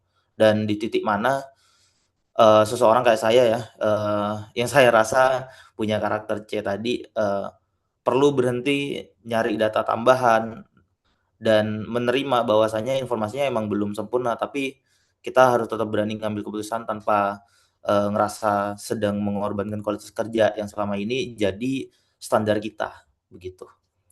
Itu, Bu, silakan. Oke, ini pertanyaannya cukup berat ya, karena memang si C ini tuh sangat nggak senang dengan situasi di luar kendali, dan ini memang orang-orang teknis banget gitu ya. Nah, C ini karena pikirannya pun sangat logis, ini bisa pakai pendekatan si I have Mas Ibnu. Jadi kalau si C ini dia nggak senang cerita tentang emosi dia nggak senang cerita aku kesel aku ini enggak gitu, tapi justru yang ada di otaknya dia gitu karena overthink dan worries gitu ya, perfeksionis juga, terus ngerasa ya muter-muter aja di situ mah jadi nge-freeze gitu. Nah, dalam situasi tertentu malah orang ngelihatnya ya kamu tuh lambat gitu, kamu tuh udah butuh cepet nih gitu. Ya, tapi ini belum oke. Nah, hal seperti itu yang akhirnya jadi blocking kan. Nah, eh, salah satu stepping awal mungkin bisa dimulai dari I have dulu ya Mas ya. I have itu ada dua yang mungkin bisa dipakai. Nah, yang pertama adalah ini ya. Nah, ini tuh maksudnya bukan berarti benar dan salah, tapi orang yang mungkin sudah lama dengan kita, dia sudah tahu polanya kita bagaimana, dan dia sudah bisa melihat apa yang bisa dilonggarkan dari sisi kita gitu ya. Nah, kalau Mas Ibnu ngerasa di lingkungan Mas Ibnu ada sosok yang seperti ini, itu bisa diajak discuss untuk pairing. Pairing itu kan pasti ngerti nih kerjaannya Mas Ibnu kayak gimana. Nah, dengan dia bisa diskusi mana yang sebenarnya menurut dia itu ya saya tuh nggak harus sesempurna itu bisa diajak diskusi sih Mas. Dan juga si good role models ini mungkin ada sosok yang berkebalikan dengan tipenya Mas Ibnu, tapi Mas Ibnu rasa ini orang kok bisa ya kerja cepat tapi hasilnya biasa aja tapi ternyata diterima nih sama atasan gitu. Jadi role modelnya bukan yang sejenis ya, tapi berkebalikan, tapi dia efektif gitu. Jadi Mas Ibnu coba observasi kalau ini tadi dia diajak ngobrol gitu ya, diajak tukar pikiran terutama dengan masalah teknis mana yang kayaknya mungkin dengan tugas seperti ini ya cuma segini aja jadi nggak harus nunggu sampai perfect gitu ya. Termasuk tadi role model yang berkebalikan bisa diadop mengenai cara kerjanya dia yang lebih efektif mana yang sesuai dengan eh, masnya tadi gitu. Dan untuk si C ini memang nggak bisa berubah jadi si I ya Mas ya. Walaupun secara warna, ini warna bisa ada dua bahkan sampai tiga gitu ya. Nah kalau Mas Ibnu ternyata di tes kombinasinya C sama D, ini udah tambah kaku nih Mas. Ya karena dua-duanya kaku nih. Udah kaku secara overthinking, dominance pula gitu. Tapi kalau Mas ternyata pasangannya C dan I atau C dan S itu akan lebih fleksibel. Nah, untuk mengurangi si overthinkingnya sendiri, ini bisa ada exercise di lingkungan kerja untuk tugas-tugas yang sifatnya risiko rendah atau di luar pekerjaan dan itu bisa ditolerir oleh orang lain gitu ya. Misalnya Mas Ibnu udah punya keluarga atau belum ya? Misalnya ini udah punya keluarga nih, nanti bisa dengan istri atau dengan kalau belum berkeluarga sama orang tua dan sebagainya. Mulai dari hal-hal yang sifatnya spontan atau juga action aja dulu, nggak usah pakai rencana. Nah, hal itu biasanya bisa mengurangi kekakuan atau overthink. Dan tadi untuk dopamin balance juga dikurangi juga ya Mas. Terlalu banyak mencari, akhirnya jadinya bingung sendiri. Sehingga bisa membatasi, oh oke cukup sampai di sini gitu ya. Dan itu yang bisa melihat Mas Ibnu sendiri dan juga feedback dari si I have tadi yang Mas Ibnu juga bisa cek di lingkungan Mas Ibnu siapa orangnya gitu. Jadi siapa sih hero kita gitu? Itu hero kita yang memang harus kita cari untuk bisa eh, optimal nih resiliensi kita di dunia kerja gitu atau di lingkungan kerja. Itu sih Mas Ibnu, mohon maaf kalimatnya kalau agak belibet ya mudah-mudahan ngerti. Oke, Oke gimana Bu, Mas Ibnu? thank you. Ya, udah cukup Mbak, udah Sudah terjawab. terjawab? Thank you Bu. Oke, thank you Mas Ibnu untuk pertanyaannya. Oke, mungkin teman-teman satu pertanyaan lagi ya karena waktu juga sebelum kita lanjut ke sesi Q&A yang kedua. Ada yang masih mau bertanya? Oh, ini ada pertanyaan dari Mas Arief nih, Bu. Izin bertanya, Mbak, dalam pandangan psikologi, bagaimana cara mengambil keputusan dengan tepat? Misalnya dihadapkan pada dua pilihan, namun sadar masing-masing pilihan memiliki risiko.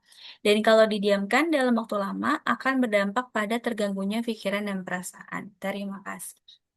Silakan, Bu Ica. Oke. Nah, dalam mengambil keputusan yang tepat nih konteksnya juga bisa dilihat juga ya Mas ya, termasuk resikonya seperti apa. Dan kalau misalnya ini polanya sudah pernah dilakukan, kan sudah tahu nih dulu kalau ngambil pilihan seperti ini tuh impactnya seperti apa gitu ya. Dan masing-masing memiliki risk, betul. Dan di sini nggak harus selalu problem solvingnya itu tepat gitu ya. Nah inilah gunanya si I have ya. Gunanya si I have ini kalau misalnya masalah yang Mas Arief hadapi ini resikonya rendah, dan Mas Arief ini orangnya C, bisa jadi resiko itu cuma ada di kepalanya Mas Arief aja gitu. Jadi tidak tidak ada salahnya untuk mengambil salah satu untuk kita coba-coba gitu ya. Itu nggak masalah gitu karena bisa jadi itu cuma di kepalanya Mas Arief aja. Kecuali kalau tadi tiketnya tuh udah middle up kesulitannya gitu ya, udah levelnya hard ada I have gitu. I have untuk nih resiko saya kayak gimana gitu. Dan kadang-kadang orang-orang teknikal itu cenderung mencari literasi sendiri yang tidak hidup ya, kayak literasi di online segala macam, tapi cenderung malas untuk mencari literasi dalam bentuk orang. Nah, ini bisa dicoba seperti itu juga Mas Arief, terutama untuk level yang resikonya sedang ke susah gitu ya. Tapi kalau ringan, kalau saran saya ya, hajar aja dulu. Kita masing-masing ada resikonya gitu. Seperti itu sih, dan bisa jadi nggak seburuk yang ada di pikiran kita. Pagi nih orang C gitu ya, terlalu banyak pemikiran, akhirnya nggak action-action gitu. Udah malah jadinya nggak adaptif gitu sih Mas Arief. Oke, gimana Mas Semoga Arief? menjawab ya. Sudah menjawabkah?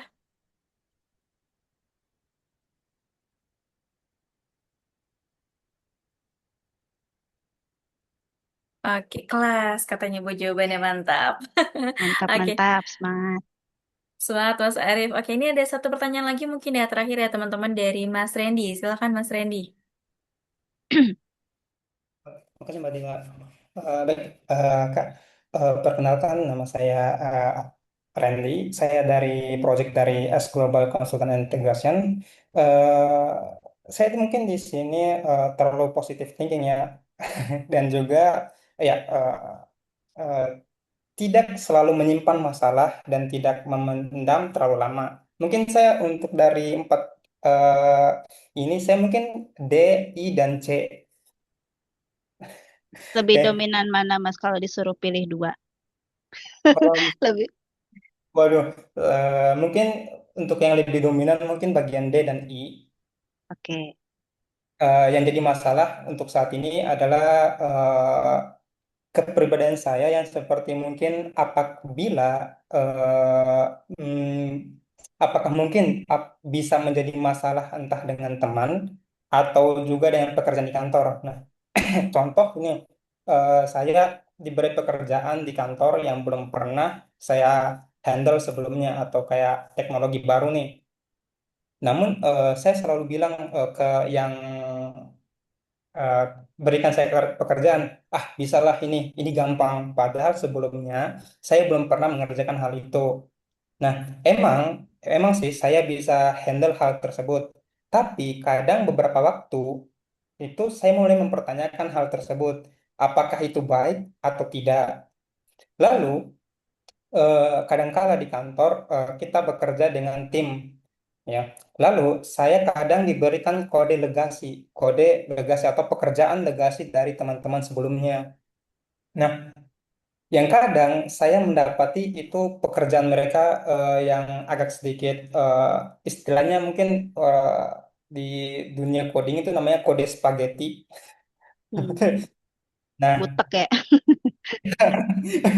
oke, di mana saya tipikal orang yang lumayan menjaga code untuk tetap bersih, yang mana hal itu ketika saya lihat hal itu membuat saya agak sedikit kesal. Namun emang sih tidak lama. Dan setelah itu saya bakalan kerjakan juga. Namun tetap aja setiap kali melihat kode yang sama, rasa kesal itu muncul lagi. Namun tidak lama dan ujung-ujungnya tetap saya kerjakan juga sih. Bagaimana sih caranya saya handle atau hadapi hal-hal seperti itu? Misalnya kita ketemu seperti itu. Baik, Oke, mungkin ini saya ya gimana Mas?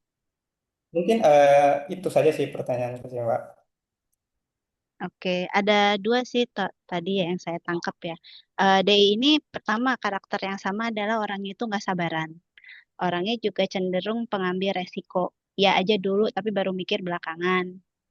Biasanya kayak gitu, gitu ya. Dan orangnya cenderung spontan dan mungkin juga nggak terstruktur di awal.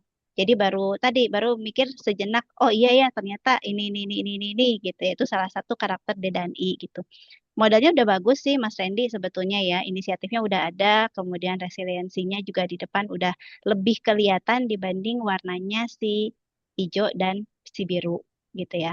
Nah, salah satu yang bisa kontrol si D dan I ini adalah tidak langsung bereaksi terhadap suatu tiket yang masuk gitu. Karena terutama kalau tiket yang masuk ini resikonya tinggi ya Mas ya. Nah, ini jadi harus agak jeda terlebih dahulu, membiasakan diri analisa dulu, baru bisa mengambil tindakan atau keputusan. Nah, seperti ini jadi practice passion di sini nih Mas, gitu ya. Jadi mencoba dulu untuk kasih dulu waktu nih untuk kita secara jernih mikir terlebih dahulu. Itu untuk yang poin pertama. Nah, kalau untuk yang kode spaghetti itu sih memang nggak bisa dirubah ya Mas ya. Karena orang Dedani itu ya memang diciptakan untuk ekspresif gitu ya. Jadi kalau orang S dan C ini dia kesal dalam diam gitu ya. Kalau S itu ya udahlah sebel juga sih tapi ya udahlah ini emang kodenya spaghetti gitu ya. Nah, kalau orang C dia udah tuh overthinking kelihatan itu adalah C. Tapi kalau si Dedani ini bisa jadi ngomel-ngomel tapi dikerjain juga gitu ya. Nah, secara natural ini memang nggak bisa dirubah, Mas, gitu ya. Tapi cuma bisa dialihkan. Ya, bisa dialihkan itu seperti apa? Tergantung dari yang sering Mas lakukan gitu ya. Jadi workout atau energi kan itu dalam bentuk energi sebetulnya kan. Kesel sama si spaghetti code gitu. Tinggal kekesalannya aja dipindahin energinya. Sesimpel itu sebenarnya gitu ya. Dan untuk si D ini karena orangnya kalau apa ya, kalau garis itu acak gitu. Garis itu acak arahnya tuh nggak jelas gitu ya. Bahkan mungkin secara keseharian pun juga nggak jelas. Jadwalnya ya sesuka hatinya gitu ya. Kalau orang sama orang itu juga sama nih yang dua ini paling nggak jelas biasanya secara kesehariannya gitu ya. Nggak suka diatur, pakai baju juga sesuka hati gitu ya. Tapi kalau S dan C tuh biasanya pakai bajunya aja ngurut gitu ya. Biasanya kalau si D itu sesuka hati. Jadi berusaha untuk mengschedulekan suatu off mode itu bisa dicoba, Mas. Tapi dischedulekan ya. Jadi bukan secara spontan. Kalau nyuruh dischedulekan untuk si warna hijau dan biru nggak usah disuruh karena dia memang orangnya sudah terschedule. Apalagi orang C nggak bisa berantakan gitu. Tapi kalau orang D ya mau istilahnya besok mau pergi jauh juga nggak bawa apa-apa ya jadi gitu. Nah, tapi karena keseringan on terus, akhirnya capek sendiri, Mas, mikirin kode spaghetti tadi gitu ya. Nah, makanya walaupun nggak kelihatan berimpact langsung, tapi berusaha untuk secara rutin schedule untuk off mode gitu ya sehari atau 1 minggu atau sehari 1 jam atau sehari apa itu benar-benar bisa mengurangi tadi pemikiran beban atau tadi ya penuh dengan si spaghetti itu ya jadinya kepikirannya. Gitu sih Mas Andi kalau bawa. Tapi kalau untuk merubah, oh saya jadi nggak kesel ya agak susah ya karena itu DNA-nya si Dedani.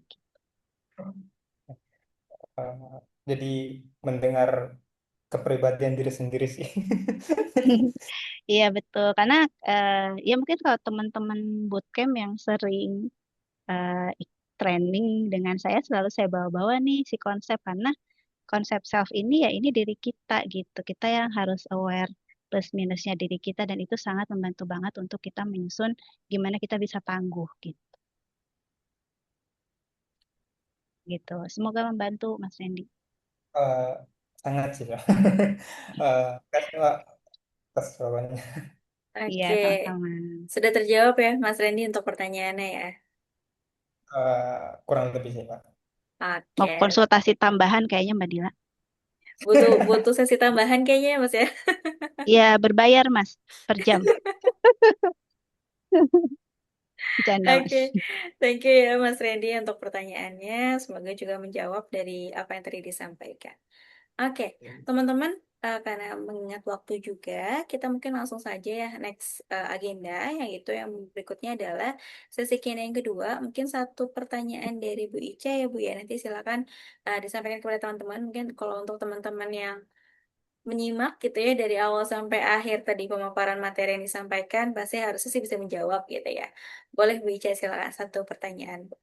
Nanti teman-teman yang bisa menjawab boleh raise hand dulu ya. Dapat hadiah ya Mbak Dila. Betul, Bu Ica, dapat hadiah. Oke, ini berarti soalnya udah nggak mungkin lagi DISC ya karena udah muncul di layar. Kita stop Boleh. share dulu deh. Oh, nggak usah. Oke. Ini teman-teman psikologi nggak boleh jawab ya. Mohon maaf nggak bisa dapat hadiah. Boleh diceritakan dengan bahasa sendiri tadi mengenai teori dari Erikson. Ya, Erikson mengenai apa sih building block yang kita miliki yang menjadi modal si self resilience kita. Nggak harus presisi 100%, tapi seenggaknya poin-poinnya itu udah ada bayangannya. Itu aja Mbak Dila. Oke, thank you Bu Ica. Mungkin boleh teman-teman, tadi kan sempat itu framework yang pertama ya Bu Ica ya. Tadi disampaikan sama Bu Ica sebelum yang si tiga tadi. Sebelum I have, I am, dan juga I can. Teman-teman ada yang masih ingat? Boleh silakan raise hand dan sampaikan versi bahasa sendiri aja ya Bu Ica ya. Iya, betul. Sepemahaman Nggak harus teman-teman seperti disebutin apa. semua. Betul, Eh, oke. Ada siapa eh, nih? Mas Trendy ya, ya? ya, ya, benar. Oke, Yang silakan. masalah ini masalah proses dan output nggak sih dari hasil eh, apa hasil dari tekanan dan juga hasil dan output dari tekanan dan juga masalah yang kita hadapi sehari-hari. Itu kan sih kurang lebih sih. Yang building block Mas Randy. Oh, astaga. Oh, Yang sorry, tadi sorry. ada banyak tuh ke Ya, bawah. betul. Yang Lego. Ada apa aja di situ yang diingat?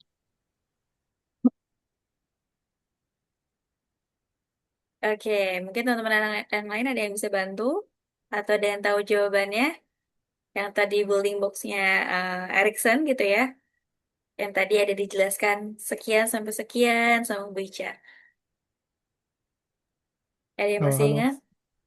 Halo, siapa halo, nih? Mas Rangga ya? Rangga. Ya, Oke, boleh silakan em, Mas. ya mungkin nggak akan presisi. Tadi banyak banget building blocknya. Mungkin jadi range umurnya itu kalau di bawah Nggak 6 harus tahun ya range lebih ke umurnya, Mas. arah. Ya, tapi bener kan ya? Tadi itu Iya, ngebahas yang betul. range umur itu kan ya? Betul. Iya, itu lebih ke arah apa? Ya mungkin kalau waktu kecil lebih ke arah discovery. Terus tadi ada bahas apa ya? Shame gitu kalau nggak salah. Terus udah di atas 12 tahun itu udah mulai mempertanyakan apa value dan goal. Terus dia 12 sampai 18 ya tadi. Tapi menurut saya itu sampai 18 ke atas juga saya rasa masih mempertanyakan goal ya. Terus udah mulai 20 ke atas itu udah apa namanya? Mulai ke hubungan personal atau dengan orang lain ya. Terus saat kita sudah tua lebih ke arah community dan ya community ya. Ya itu sih yang saya ingat kurang lebih. Oke, terima kasih Mas Rangga. Gimana Bu Ica? Oke. Betulkah jawabannya? Iya, Oke, ini ya, kembali ke saya. Mas. Betul. Jadi ada beberapa pencarian mengenai value, terus bagaimana kita discovery gitu ya. Itu lebih ke shame, tadi autonomi dan sebagainya. Ya, ini building block yang cukup mewakili Mbak Dila ya. Jadi tahap-tahapan ini sangat membantu kita untuk menyusun ketangguhan kita di masa dewasa ini. Jadi bersyukur untuk masa lalu kita ya. Oke, thank you Mbak Dila Oke, udah bisa Mbak. oke. Thank you Mas Rangga. Berarti menyimak nih Bu dari awal hingga akhir tadi pemaparan materi ya Mas ya. Oke. Oke, terima kasih banyak Mas Rangga dan juga Bu Ica atas pertanyaan dan juga jawabannya. Teman-teman, mungkin kita sudah ada di penghujung acara gitu ya pada sesi training malam hari ini. Untuk teman-teman, saya ingatkan kembali yang belum mengisi daftar hadir atau absensi, silakan dilengkapi dulu ya di link yang sudah saya bagikan di kolom room chat. Silakan untuk disubmit dulu absensi daftar hadirnya pada sesi malam hari ini.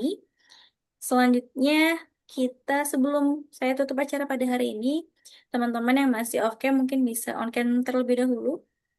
Buat yang sudah sampai rumah atau sampai kosannya mungkin ya. Karena nanti kita akan ada sesi dokumentasi. Oke. Baik, tidak terasa ya teman-teman sudah di penghujung acara pada malam hari ini.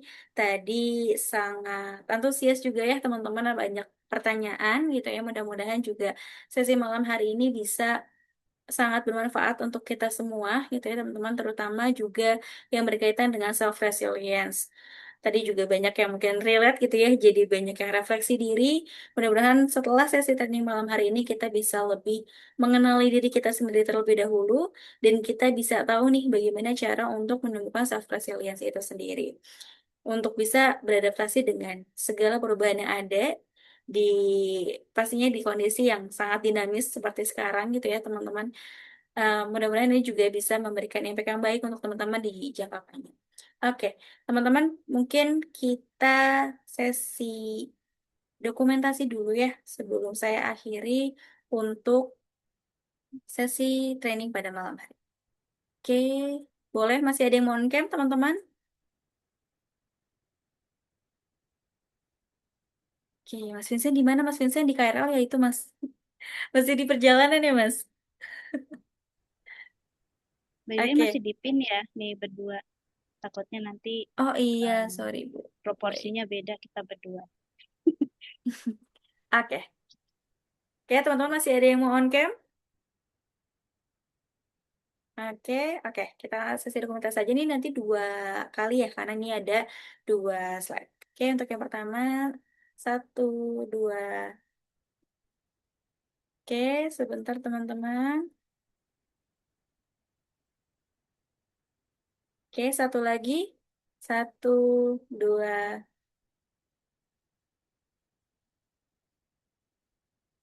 Oke, teman-teman, terima kasih banyak atas waktunya yang sudah menyempatkan join untuk sama-sama kita mencari ilmu baru gitu ya, teman-teman. Terutama tadi ya untuk berkaitan dengan self resilience. Dengan tadi ya ada 3 framework utama yang disampaikan oleh Goldberg gitu ya. I have, I am, dan juga I can.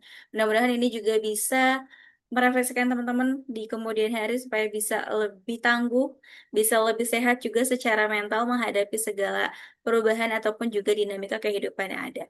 Terima kasih banyak atas waktunya teman-teman. Sampai ketemu di lain kesempatan. Saya mohon maaf untuk segala kesalahan atau kekurangan yang ada di sesi training malam hari ini. Terima kasih banyak juga kepada Bu Ica selaku pemateri kita atas pemaparan materinya yang sangat luar biasa ya teman-teman. Bikin kita mungkin lebih melek lagi gitu ya. Oke, saya akhiri aja untuk sesi training malam hari ini. Selamat istirahat kepada teman-teman semuanya. Selamat malam. Assalamualaikum warahmatullahi wabarakatuh. Waalaikumsalam. Terima kasih semuanya. Waalaikumsalam. Ditunggu part 2-nya. Oke, siap Mas Arif. Thank you ya sudah join. Hati-hati di jalan. Bu Ica mantap.